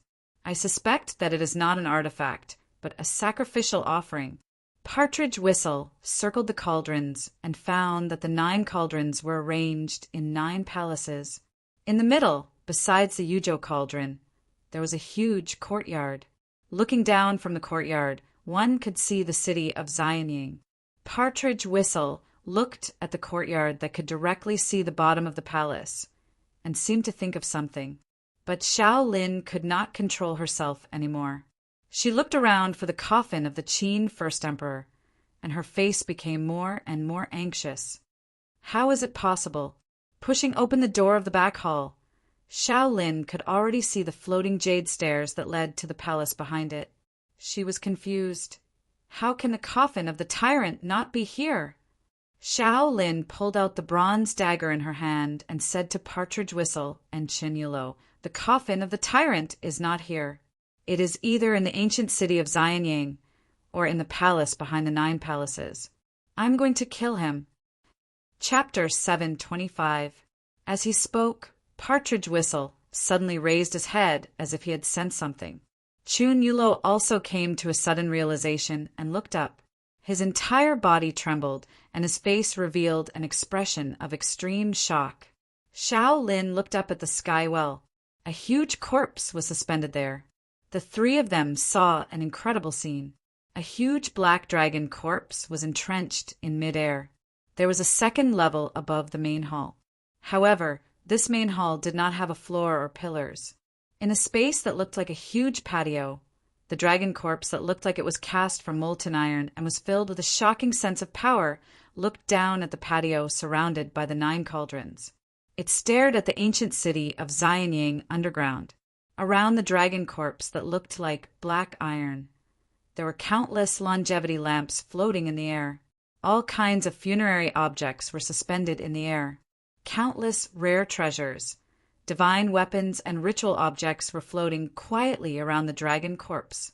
The dragon emperor buried himself in a coffin shaped like a black dragon. Chun Yulo suddenly asked. Partridge Whistle shook his head slowly. No, I feel that something is wrong. No, he is that dragon corpse. Chun Yulo refused to believe Partridge Whistle's words. How could a human become a dragon? How could a mythical creature like a dragon appear in reality? Chun Yulo thought that even if there was a dragon, it should be a type of large python or salamander. It could look like a dragon, but it should not be sacred. However, the dragon corpse that appeared in front of him had an incomparably majestic and sacred aura. It did not look like an inanimate object made of iron or bronze. It did not even look like a corpse. Instead, it looked like a dragon god that was frozen in time. Under its gaze, Partridge Whistle and Chun Yulo did not even have the courage to look directly at it. Just as the two of them were shocked by the scene in front of them and were at a loss of what to do, a loud shout was heard. Chun Yulo's expression changed drastically. He cursed. Damn it, that bitch. After being shocked at the beginning, Xiao Lin came to her senses faster than them. She pulled out her dagger and leaped from the ground with all her might. She flew up and entered the weightless space. Holding the dagger, she struck the dragon corpse with the white rainbow piercing the sun. The dagger pierced into the reverse scale of the dragon's lower jaw. The majestic eyes of the dragon corpse suddenly glowed with divine light as it looked at the three of them. The dragon corpse seemed to have been startled awake. It raised its head slightly, and the 9 bronze chains that bound the dragon corpse in the air rustled loudly. Xiao Lin faced the majestic gaze of the dragon corpse and was so frightened that he almost did not know how to resist. She had already lost the impulse and courage to assassinate the dragon corpse. She was so scared that she almost peed her pants. It was not that she lacked courage, but the aura of the awakened dragon corpse was too shocking. Partridge Whistle turned around and fled towards the front of the palace. He had already heard the 9 bronze chains falling from the dragon's corpse. In front of Xiao Lin, the dragon's corpse turned into colorful clouds inch by inch, hovering in the sky palace. The clouds grew silently in all directions. In the ancient city of Xianying on the ground, the earth chi rose into the sky and turned into colorful clouds. Between the stars suspended above the sky palace, a dragon-shaped cloud that gathered the light of countless stars stretched its head down. The dragons had entered the main hall of the sky palace. Partridge Whistle and the others also discovered that countless majestic clouds gathered from all directions like a river. They meandered like a dragon, thick like a dragon and agile like a dragon. They gathered together with the dragon-shaped cloud formed by the dragon corpse, like a real dragon with scales and claws. It wandered between the corridors of the main hall, and the dragon's head reached before the throne in the main hall, and the cloud poured into the clothes. Then, in front of Partridge Whistle and the others, the clothes of the first emperor swelled up as if they were inflated, and a majestic figure gradually appeared between the clouds. At the white jade platform of the Rainbow Bridge, Laura, Miss Hong, and the others, who had already met up with Maul and O'Connor, suddenly heard the rustling sound of friction coming from all directions. Laura looked back cautiously, but found nothing unusual around her. The countless terracotta soldiers were still standing there. However, under the floating sky palace, the terracotta soldiers made of bronze had begun to revive. A servant driving a chariot suddenly looked up to the sky and roared. Although he did not make a sound, the bronze chariot he was driving had already galloped in the ancient city of Xianying. The bronze horses galloped on the bluestone road, and the gaps between their bodies emitted a dark red light that looked like flowing lava. Soldiers with spears in their hands, archers with heavy crossbows on their backs, and soldiers with bronze swords, countless square formations began to revive. Countless soldiers were moving, and the entire city of Xianying suddenly came back to life.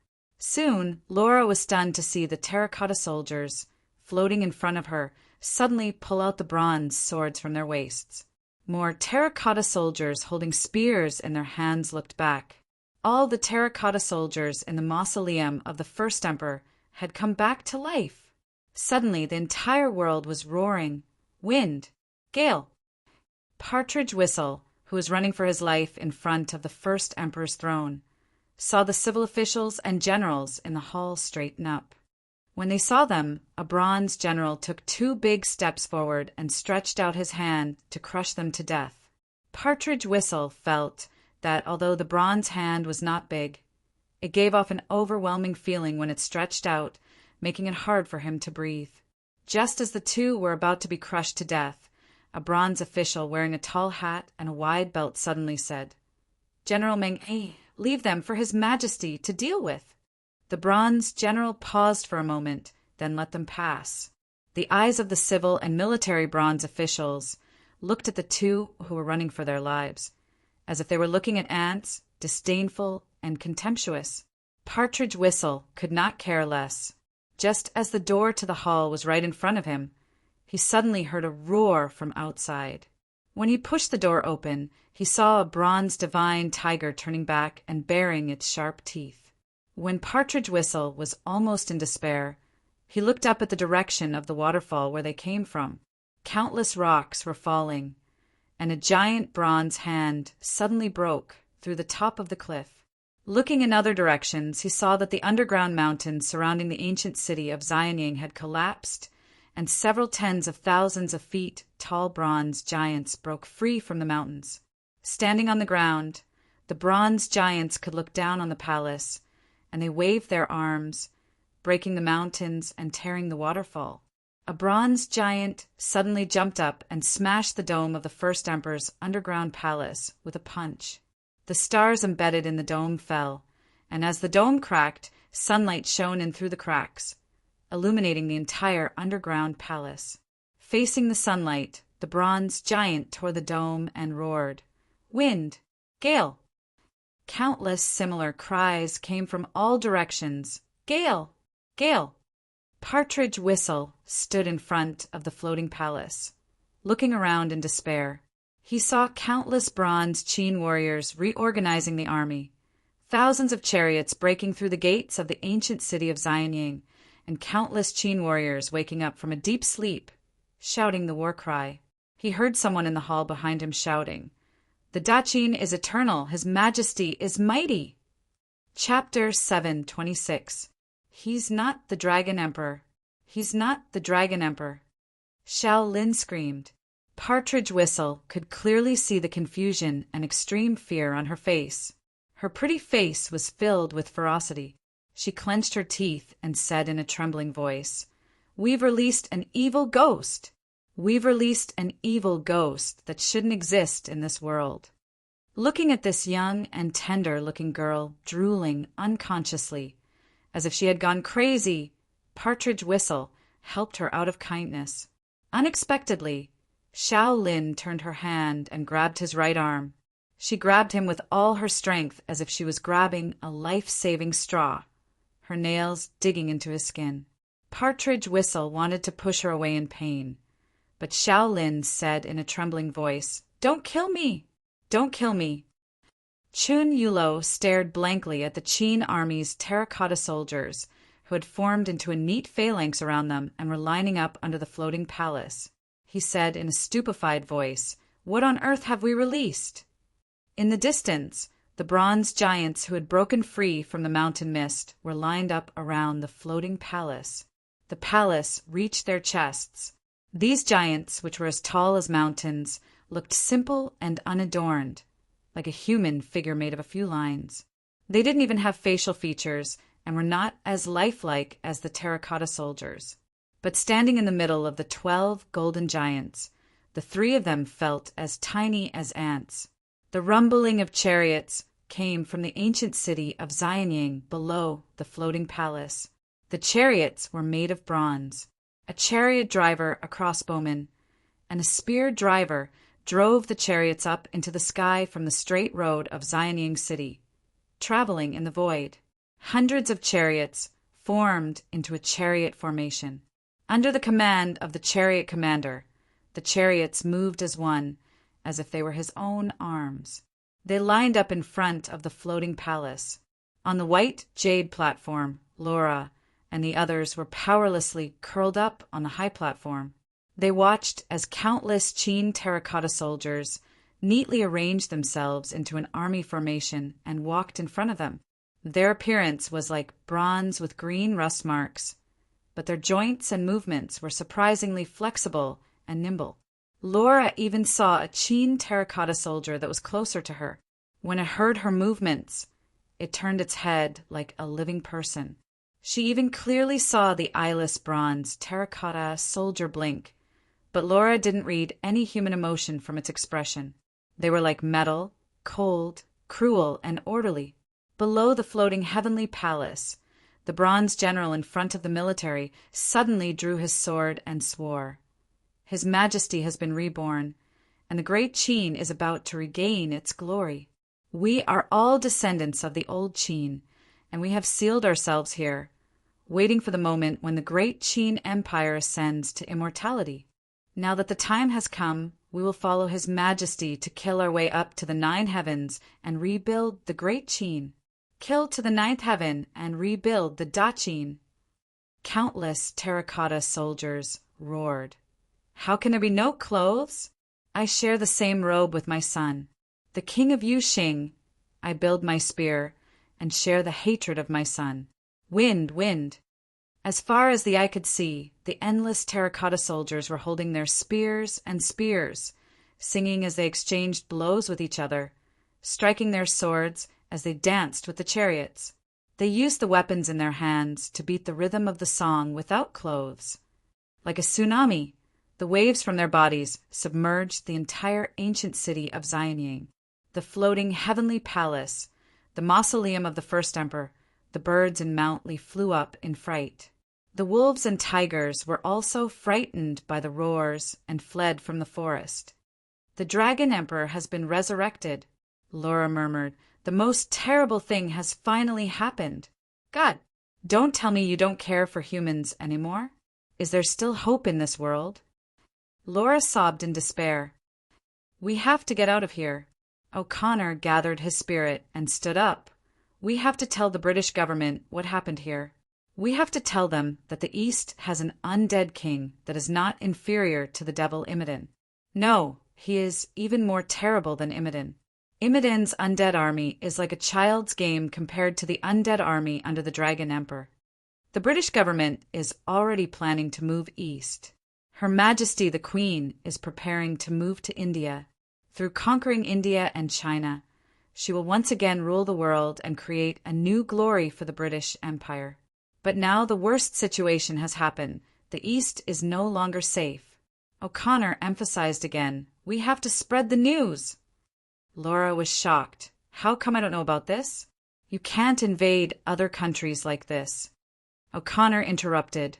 War makes women go away. This is the reason. There is nothing more righteous than survival.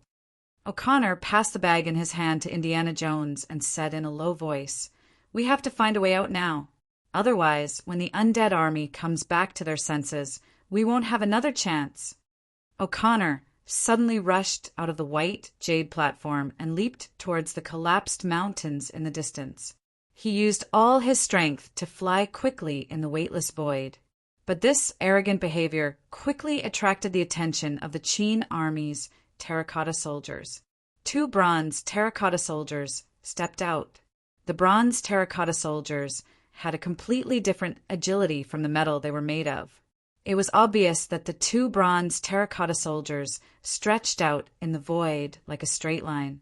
O'Connor, who had no idea what was chasing after him, thought that they were just some heavy metal men. But in reality, they were robots, specially made for war. The ferrofluid engine that was originally used to fine-tune direction had become a high-speed mode of movement in the weightless environment. The light blue nozzles on the back of the bronze terracotta soldiers were disguised as electric currents that wrapped around the 2 ribs of the bronze terracotta soldiers. The 2 bronze terracotta soldiers did not look like solid iron lumps at all. In fact, the way they moved was not like humans at all. They agilely wandered in the void, flanking O'Connor from two directions. The two bronze spears pierced O'Connor's way of escape with just one thrust.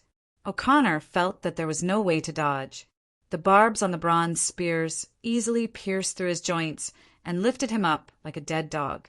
Because there was some distance between them, Laura could not even tell whether he was dead or alive. She could only watch as the two bronze terracotta soldiers lifted him up and pulled him back into the battle formation, throwing him in front of the bronze generals. Above the floating heavenly palace, Partridge Whistle and the other two were blocked by the bronze ferocious beasts at the entrance of the main hall. They could neither advance nor retreat. Even Shaolin, who was most determined to take revenge on the Dragon Emperor, was in despair. She collapsed on the ground and looked at the main hall in fear. With a soft sound, the door of the magnetic hall was pulled open by two attendants. A tall figure wearing the emperor's crown and the clothes that Partridge Whistle and the other two had seen on the throne appeared behind the door. In front of him were countless Dutchine terracotta soldiers. They were arranged in dozens of square formations, staring at the tall figure with fanaticism. Partridge Whistle heard a tsunami of voices coming from the front. Victory! Victory! The figure did not even spare a glance at them. Partridge Whistle was dragged away by the two bronze guards. The Qin First Emperor had a square face, a beard, and a sharp nose. The most eye-catching thing was his pair of eyes, which seemed to contain the whole world. Generals and soldiers, listen to my command. The cauldron overthrows the mandate of heaven and rebuilds the Dutchine. It is used to control the mandate of heaven. It is like the sun, the moon, and the stars, and it is time to teach people. Let the Dutchine shine again. It is with the sky, and it will shine for eternity. From now on, the Dutchine will be known as Xianqin. Chapter 7:27. At the foot of the jade stairs in front of the floating heavenly palace, Partridge Whistle looked at the figure standing in front of the main hall in horror. He was surrounded by thousands of soldiers, looking down at the world with a majestic aura like a tiger. This is the first emperor, Chun Yulo said in a trembling voice in his ear. Partridge Whistle also sighed in his heart. He is indeed the first emperor. The ancestral dragon's title was not enough to show his achievements. The three sovereigns of virtue and loftiness, 5 emperors of merit and demerit. So he became the emperor and conferred the title of first emperor to the people of Dutchine. There was no doubt that the man standing in front of them was worthy of this title. China's emperors began with the first emperor of Qin. He unified the 6 states and created a unified China. He established counties and counties and feuded the world. He used the same language, the same vehicle, the same instrument, and the same law to measure the stone feet. He used the method of farming and warfare and created the imperial system. He repelled the Xiongnu in the north and conquered the 3Yu in the south. At the same time, he burned books and buried scholars, conscripted criminals and married son-in-law, and built the Straight Road, the Great Wall, Afong, and the mausoleum of the first emperor on Mount Li. He was the first emperor and also the tyrannical emperor of Qin. His empire was said to be ordered by heaven, live forever and prosper. But Qin lost its deer and perished in the 2nd generation. Everything about this was engraved in the Will of China. At this moment, all the entangled information in Will of China, with the concept of Qin First Emperor as the core, acted as the disturbance of the observer on the quantum scale. With the virtual personality Qin First Emperor, created by Will of China as the framework, and the remaining half of divinity as the material, a soul was created. From the perspective of Partridge Whistle and the others, Qin First Emperor unsheathed the Taiya sword from his waist and shouted, "Xianqin has been created. I am the heaven, the first emperor of Xianqin." As soon as he finished, Partridge Whistle inadvertently looked up and noticed that the first emperor's eyes were bursting with a completely different kind of majesty. There seemed to be a trace of special spirituality in his eyes, which made him completely complete. At this moment, Partridge Whistle realized that Qin First Emperor had truly walked out of history and resurrected in the world. Virtual personality, Qin First Emperor, has encountered abnormal interference. In another secret base in the underground palace of the First Emperor, Yinglong was nervously looking at the light screen in the air of the First Emperor of the First Emperor.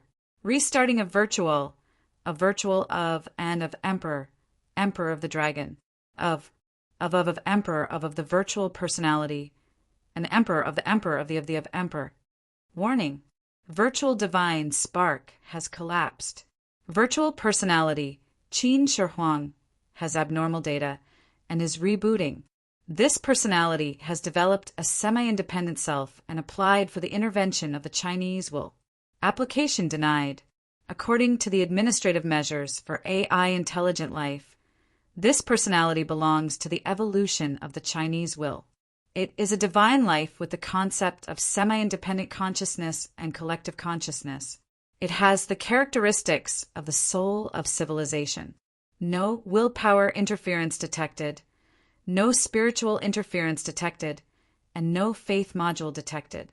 It is judged not to be a fake saint, a self-proclaimed god, and not to be obliterated. Yinglong said angrily, "It must be the work of the apocalypse again. That's normal. We should have been mentally prepared, right?" Gong Shuban sighed and said, when designing the Xianqin plan, Qinong should have made it very clear. Xianqin is both a part of us and a part of him. It was born from the will of China, and when it was the incubating pupa of the Republic, it was also a pawn of the apocalypse to test the other direction of development of the Chinese civilization. Since it is a civilization created by both of us, the apocalypse will naturally not let it be controlled by us. It will be a relatively independent civilization, and on this young civilization, the new Republic will absorb nutrients and metamorphose from it. But at the same time, those who do not agree with the development of the Republic will rely on the old shell and become explorers of another path. The Republic will give them the right to choose. Data anomaly repair successful. The reactivated management system of the Xianqin Empire is supervised and managed by the will of China, and the virtual divinity, Qin First Emperor, is authorized to manage it. The new Xianqin Protocol has been drafted and sent to the personal space of every citizen of the Republic. The will of China has ruled that the virtual divinity, Qin First Emperor, submitted the Xianqin civilization plan has the characteristics of a subsidiary civilization, and will grant it partial authority and transfer the management authority of part of the system. Seeing the message from the screen in front of him, Yinglong snorted and angrily turned off the screen. Gong Shuban smiled. The Qin First Emperor was created by us and Qinong together, and of course it will embody part of his will. We are also willing to give Xianqin, the new civilization of the future, the right to choose. When the Xianqin plan ends, everyone will have the right to choose their own future. According to the protocol, we should let go for now. Gong Shuban sighed. Standing on the jade steps, the Qin First Emperor was inspecting his army. He boarded a bronze chariot and drove it past one square formation after another of the Qin army's terracotta soldiers. The bronze terracotta soldiers were orderly and uniform, so elite that Laura and the others who were hiding in the corner could only comfort themselves. This is just an army in the era of cold weapons. In fact, even when Imodin conquered the British Isles, his army of the undead was useless. It was the plague that caused the collapse of the government of the United Kingdom. As for the undead that gave people nightmares, they could only bully the British citizens who had lost the ability to organize. Laura comforted herself. If this Dragon Emperor didn't have the terrifying power to control the plague, and didn't have those strange supernatural abilities, then no matter how elite his army was, there would still be a gap between them and the British army equipped with modern firearms. Of course, she would never have thought that the Qin army in front of her were monsters equipped with star-destroying crossbows, and the Xianqin Empire was an extraterrestrial high-tech civilization in the skin of immortals. But this illusion of Laura was shattered when the Qin First Emperor inspected the 12 gold statues. Looking at the huge bronze giants that could destroy mountains like a game, Laura's illusion of the British army was completely destroyed. In front of these war machines, The navy that Britain was so proud of was like a toy. The intense fear almost made Laura collapse. She could no longer imagine the terrible suffering that Britain would encounter under the attack of the two undead empires in the east and west. When the Qin army's terracotta soldiers took them away, Laura couldn't even resist. Except for O'Connor, whose life was unknown, and Indiana, who was seriously injured. The rest of them finally met up with Partridge Whistle and the other two. When they were brought to the Qin First Emperor, facing the power the Qin First Emperor unintentionally exuded, Partridge Whistle, Laura, and the rest felt as if a huge rock was pressing on their hearts. Just looking directly at the First Emperor was enough to make them feel dizzy and have a headache. This was because the essence of the Qin First Emperor was a virtual personality remolded from divinity, and he was also the administrator of the Xianqin civilization. His existence itself contained a part of the concept of the Xianqin Empire. Such a huge concept, knowledge, and will were too powerful for ordinary humans. Even looking directly at him would hurt them. Seeing this scene, the Qin First Emperor thought for a while and understood the inside story. He returned the essence of his existence to the concept and appeared in reality in the form of a projection. The pressure and information interference on his body disappeared completely. Chapter 728. Cancan mo, rabbit mo, pomegranate mo for sale. Listening to the shouts, Bai Xiaowen walked on the street of Xi'an in a daze. The Andingman restaurant was right in front of him. Around him, there were shouts of hawking, and customers jostled each other. It was a bustling scene, but he didn't care about these things. He was studying in a new school in Xi'an. But recently Xi'an was not peaceful, so he couldn't continue studying. Since Marshal Feng Yuxiang died outside and the city was not right. People said that Marshal Feng wanted to dig up the tomb of the first emperor, so he attracted bad luck and died a horrible death. As for what bad luck was, Bai Xiaowen wasn't clear about it. Some students said that the Zongzi in the tomb of the first emperor turned into white hair and came out to kill people. Others said that Marshal Feng killed the British who robbed the tomb and was killed by the killers sent by the foreigners. All kinds of rumors were rampant for a while. There were all kinds of opinions, but no one could come to a conclusion. These things were so far away from the common people that they could only become gossip in the mouth of Xi'an people. What really made Bai Xiaowen unable to go to school was the chaos after Marshal Feng's death. Marshal Feng died in a muddle, and the direct warlords in Xi and started to move. Marshal Lu Zhenhua of the Song army, who was sworn brother of Marshal Feng, was quite ambitious for the position of Shaanxi military governor. Feng Yuxiang believed in Christianity and was known as General Christ. Lu Zhenhua often went to church to worship and invited the pastor to preach in the Song army. He used this method to curry favor with Feng Yuxiang. The two of them exchanged invitations and became sworn brothers. After Feng Yuxiang's death, he had a strong army and strong horses. No wonder he had such ambitions. But Xi'an was not in his hands. After Feng Yuxiang's death, Wu Xintian, the commander-in-chief of the Southern Shaanxi Border Defense Army, took over Xi'an. On one hand, he joined forces with Hu Jingyi's Jinghua army, and on the other hand, he tightly defended Xi and against Lu Zhenhua's troops. Lu Zhenhua had to put pressure on Wu Xintian politically. At the same time, he gathered the bandits, the Red Spear Society, the Big Saber Society, and other secret societies. He gathered nearly 50,000 troops and prepared to attack Xi and destroy Wu Xintian's army. At this time, although the war had not started, the sky above the ancient city of Xi and had been shrouded. Although Wu Xintian also had troops left by Feng Yuxiang, most of them had been roped in by Lu Zhenhua, so he did not have an advantage. Fortunately, he had joined forces with Hu Jingyi's Yasukuni army and had a fierce general of the Yasukuni army, Yang Huqing, to help defend Xin. As long as the merchants on the old street in front of the Andingmen did not open for business, they would not have food to eat. However, Bai Xiaowen was not like them. His father, Bai Jiashuan, was the landlord of Bailuan, a small town below Xin. Now that the school was in a mess, he wanted to go back to his hometown and stay there. He wanted to come back to school after the chaos was over, so that he would not be trapped in the city when Lu Jianhua attacked. Just as Bai Xiaowen was hesitating, there was a sudden noise at the city gate. The Andingmen was the west gate of Xi'an. The gate was guarded by the army. Usually there would be no trouble, but once there was trouble, it would be a big mess. Bai Xiaowen saw a peddler carrying a load coming from the gate, looking hurried and not in the mood to greet customers. He quickly stopped him.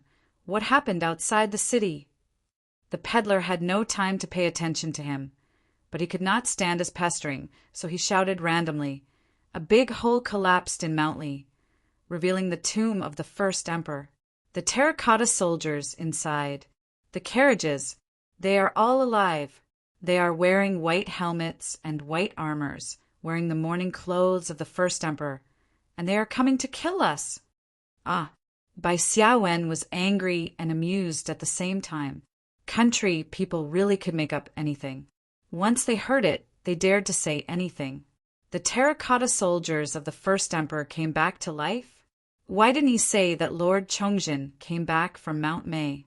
Bai Xiaowen thought that this must be the combination of the news that Marshal Feng died in Mount Li and the news that Marshal Lu's Song army attacked Xi'an, resulting in such a ridiculous rumor. Seeing that Bai Xiaowen did not speak for a long time, the peddler took the opportunity to break free from Bai Xiaowen's hand and fled into the city. No, Bai Xiaowen thought, there is no smoke without smoke. Now the news that Marshal Lu is going to attack Xi'an is spreading, but there is no shadow, so it can't cause such a big storm. Most likely, Marshal Lu has already attacked. Bai Xiaowen was regretting that he did not escape from Xi'an earlier. Now he could not go out. It was more dangerous to go out. Encountering soldiers was fatal. The soldiers and bandits of the Song army were more terrible than bandits. Even when the White Wolf was in Hunan province, they were not as good at killing as them. At this time, Bai Xiaowen could only stay in the houses of his acquaintances in the city or stay in the school. When the warlords burned, killed, and looted, the ordinary people really had no way to live. But at least the schools were a little better. Some warlords who cared about their reputation would restrain their soldiers from looting the schools. Bai Xiaowen moved as soon as he said so. Without any delay, he ran decisively in the direction of the school. In the direction where he could not see, on the Lus Plateau, countless bronze chariots were running in the direction of Xi'an City. On the vast land, the chariots pulled out a long chariot line as wide as 2 kilometers. Generally speaking, when the chariots were not charging, they should be moving slowly, but this army kept moving at this speed. They bypassed the more complicated terrain and farmland and swept across the wilderness. Ignoring everyone in their way, the frightened Shanxians avoided these expressionless troops with bronze luster. The army passed by. Except for the sound of rolling wheels, the whole army did not make a sound. Some civilians did not have time to avoid, so they just pulled the chariots and bypassed the extremely frightened man in the center of the chariots. The chariots sped past him. The man felt the triangular thorns on the wheels passing by his calves, and the sound of the bronze men waving their spears whistled in his ears. A group of local ruffians who were bought by Lu Jianhua from the secret societies and were now the commanders of the Song army blocked the way of the chariots. If they could see clearly, of course they would not have the guts to resist. But after being incorporated by Lu Jianhua, these ruffians received arms and pay. Still not enough, so they wanted to rob on the road. The looting bandits had no sense of discipline or advance or retreat. They had no time to retreat from the path of the carriages, so they could only fire into the billowing smoke ahead, hoping that the sound of gunfire would scare off the unknown army. But even if the bullets hit the chariots, they only made a small white spot on the bronze chariots and disappeared after being blown away by the dust. Not even a trace of rust fell off the ancient bronze chariots. Before they could shoot a second time, the chariots flew past them, and the soldiers on the chariots calmly harvested their heads with spears, leaving dozens of corpses. The huge chariots did not even slow down and quickly drove away. Chapter 729. Hair draped over the left lapel, money like a rat's tail. China's clothes are all gone. The old land of Daqin has become the residence of the barbarians. The nobles of Yan and Huang have become slaves to the barbarians, and the gentry and Confucianism have worshipped the barbarians as their emperors. The first emperor said furiously, "You have disgraced me, the first emperor. For 3 generations, the people of China, the nobles of Yan and Huang, have never been humiliated like you. Qi destroyed Dongyi. Jin killed Guju. Qin slaughtered Beirong. Chu kingdom raised the barbarians. Yan conquered Shanrong. Guifang, King Willing of Zhao, rode and shot arrows and fought against the Xiongnu. I drove the Xiongnu to the north, conquered Sanuet to the south, and destroyed the 6 states to unify the world. Since the emperor of Zhou obtained the cauldron, China has never been humiliated like this. You are not the people of China," the first emperor said indifferently. "Now that the Central Plains are in chaos, bandits are everywhere. The people of China have been slaves for hundreds of years and have never had the courage of Qin. They have long forgotten that the people of Daqin are happy to hear of war, and they are tenacious and have a deep sense of servility. They are useless. The chaos in the world depends on me alone. It depends on me.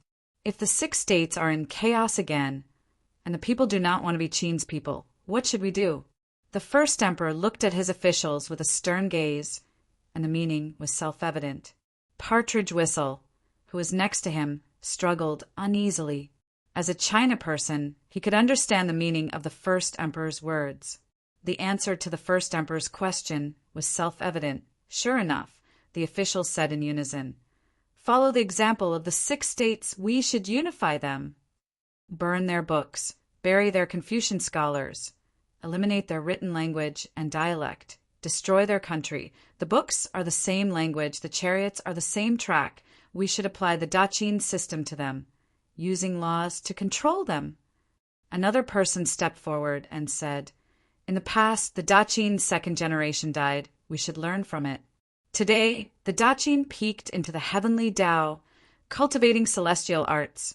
Recreating the country of Xianqin, we should use the story of 3 generations, cut off the earth and heaven, establish the Jianmu, turn mortals into celestials, and enter our Xianqin. Advise the emperor to reinstate the system of 20 titles of nobility. The first rank is a public official, the second rank is a high-ranking official, the third rank is a hairpin, the fourth rank is a night watch, the fifth rank is a great official, the sixth rank is a great official, the seventh rank is a great official, the eighth rank is a great official. This is an immortal title. The nobility was matched with fame and land. The celestial noble title is not based on scholarly honors, but on the celestial Tao noble title. All the common people of China are bestowed with spiritual roots and imparted with celestial arts. Once they enter the celestial sect, they will be bestowed the celestial noble title. Promoted through the ranks, unworthy of worldly wealth and land. Instead, he was bestowed with the title of scholarly officer of Xianqin and incorporated into the system. In the Xianqin Empire's Department of Spiritual Roots, Yinglong looked at the rows of cultivation tanks in front of him. In the light green nutrient solution in the cultivation tank floated a root-like nerve cluster. The nerve cluster was only about a foot long, like a tree root. From the top, it was as thick as a pinky finger with countless tiny nerves branching downwards. This was the spiritual root. Its real name was the Republic of Xianqin Type C Nerve Cluster Biocomputer. The Nerve Cluster Biocomputer was based on Chun Ang's research on the vampire's neurobiological technology in this world. It was developed by will of China and other scientists from the Republic of China. By simulating nerve movement and brain function, it was developed as a technological weapon that was loaded on the human nervous system. The Nerve Cluster Biocomputer would be attached to the human brain, replacing the nerve connection to the spine. On one hand, it had the computing power compensation function of a biocomputer. In the form of attaching to the brain, it provided the brain with computing power and related programs. At the same time, it controlled the spinal nerve and mastered part of the body's movement and conditioned reflex function. Humans can't completely control their own bodies. As one of the main developers of this spiritual root, Gongshu Ban explained, because of the inherent defects and backward structure of the brain, the human body, including the brain, has only evolved to the level of elementary intelligence. Its storage function is backward, and its computing mechanism is incomplete.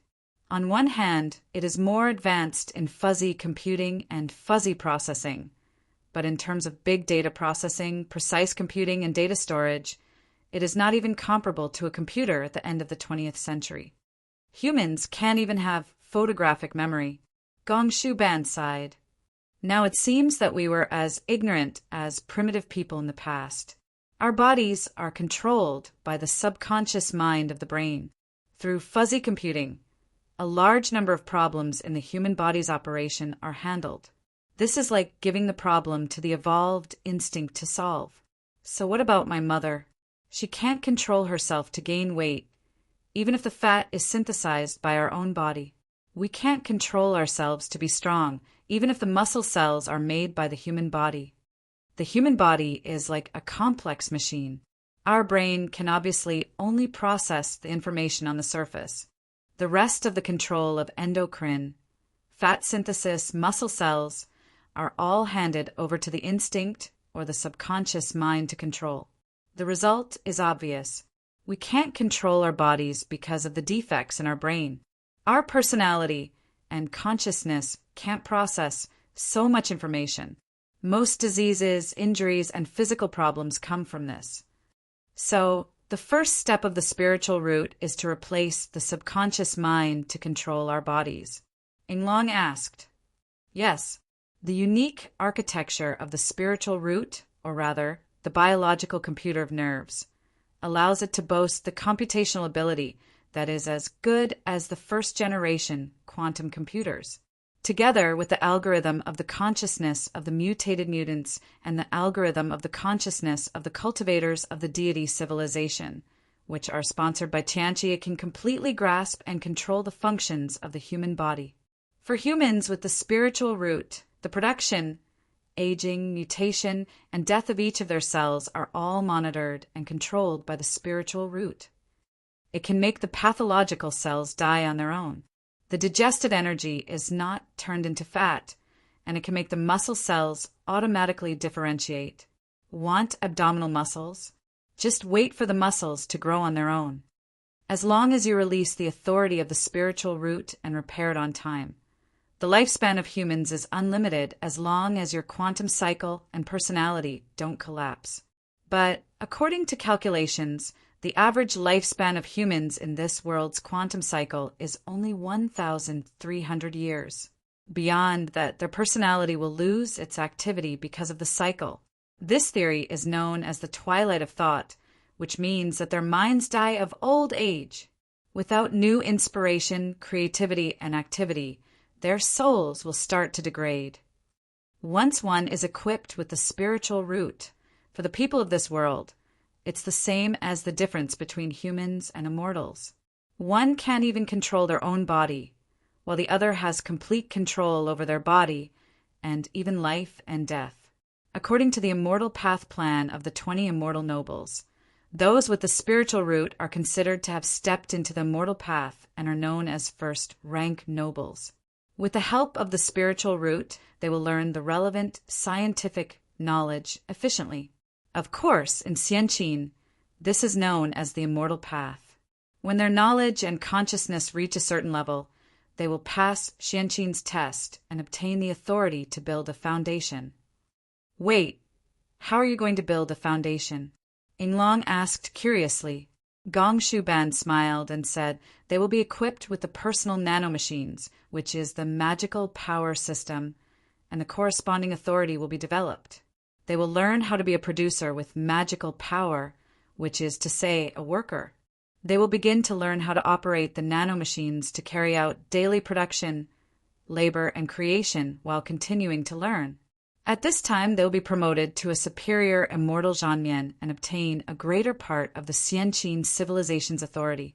according to their level of knowledge and cognition, as well as the degree of perfection of their personality, when they can completely take over the control of the spiritual root's personal neural network, biological computer, when they can completely control their subconscious and obtain eternal life.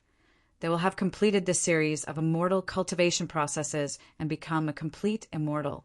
They will be conferred the title of Immortal Zhanmian. Yinglong laughed and said, "You're planning to transplant the Republic's learning and assessment system over here. Those who have completed the basic requirements of adulthood required by the Republic are immortals. Are they going to use their educational background to assess the level of immortal cultivation? In the process of learning and growing up, the citizens of the Republic have always been influenced by the politics of the Republic." Yinglong suddenly turned serious and said, "Those young people who grow up will agree with and inherit our ideals, pursue the ultimate humanity, and inherit civilization. But Xianqin will not be affected in this regard.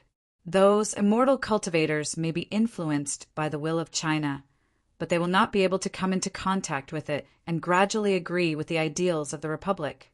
At that time, how can you be sure that they will agree with us and join us?" Gongshu Ban shook his head and said, "I can't be sure, but I believe that there will be people who will agree with us and be willing to inherit our ideals. As long as they are willing to follow us, that will be enough. As for the others, let them pursue their own path."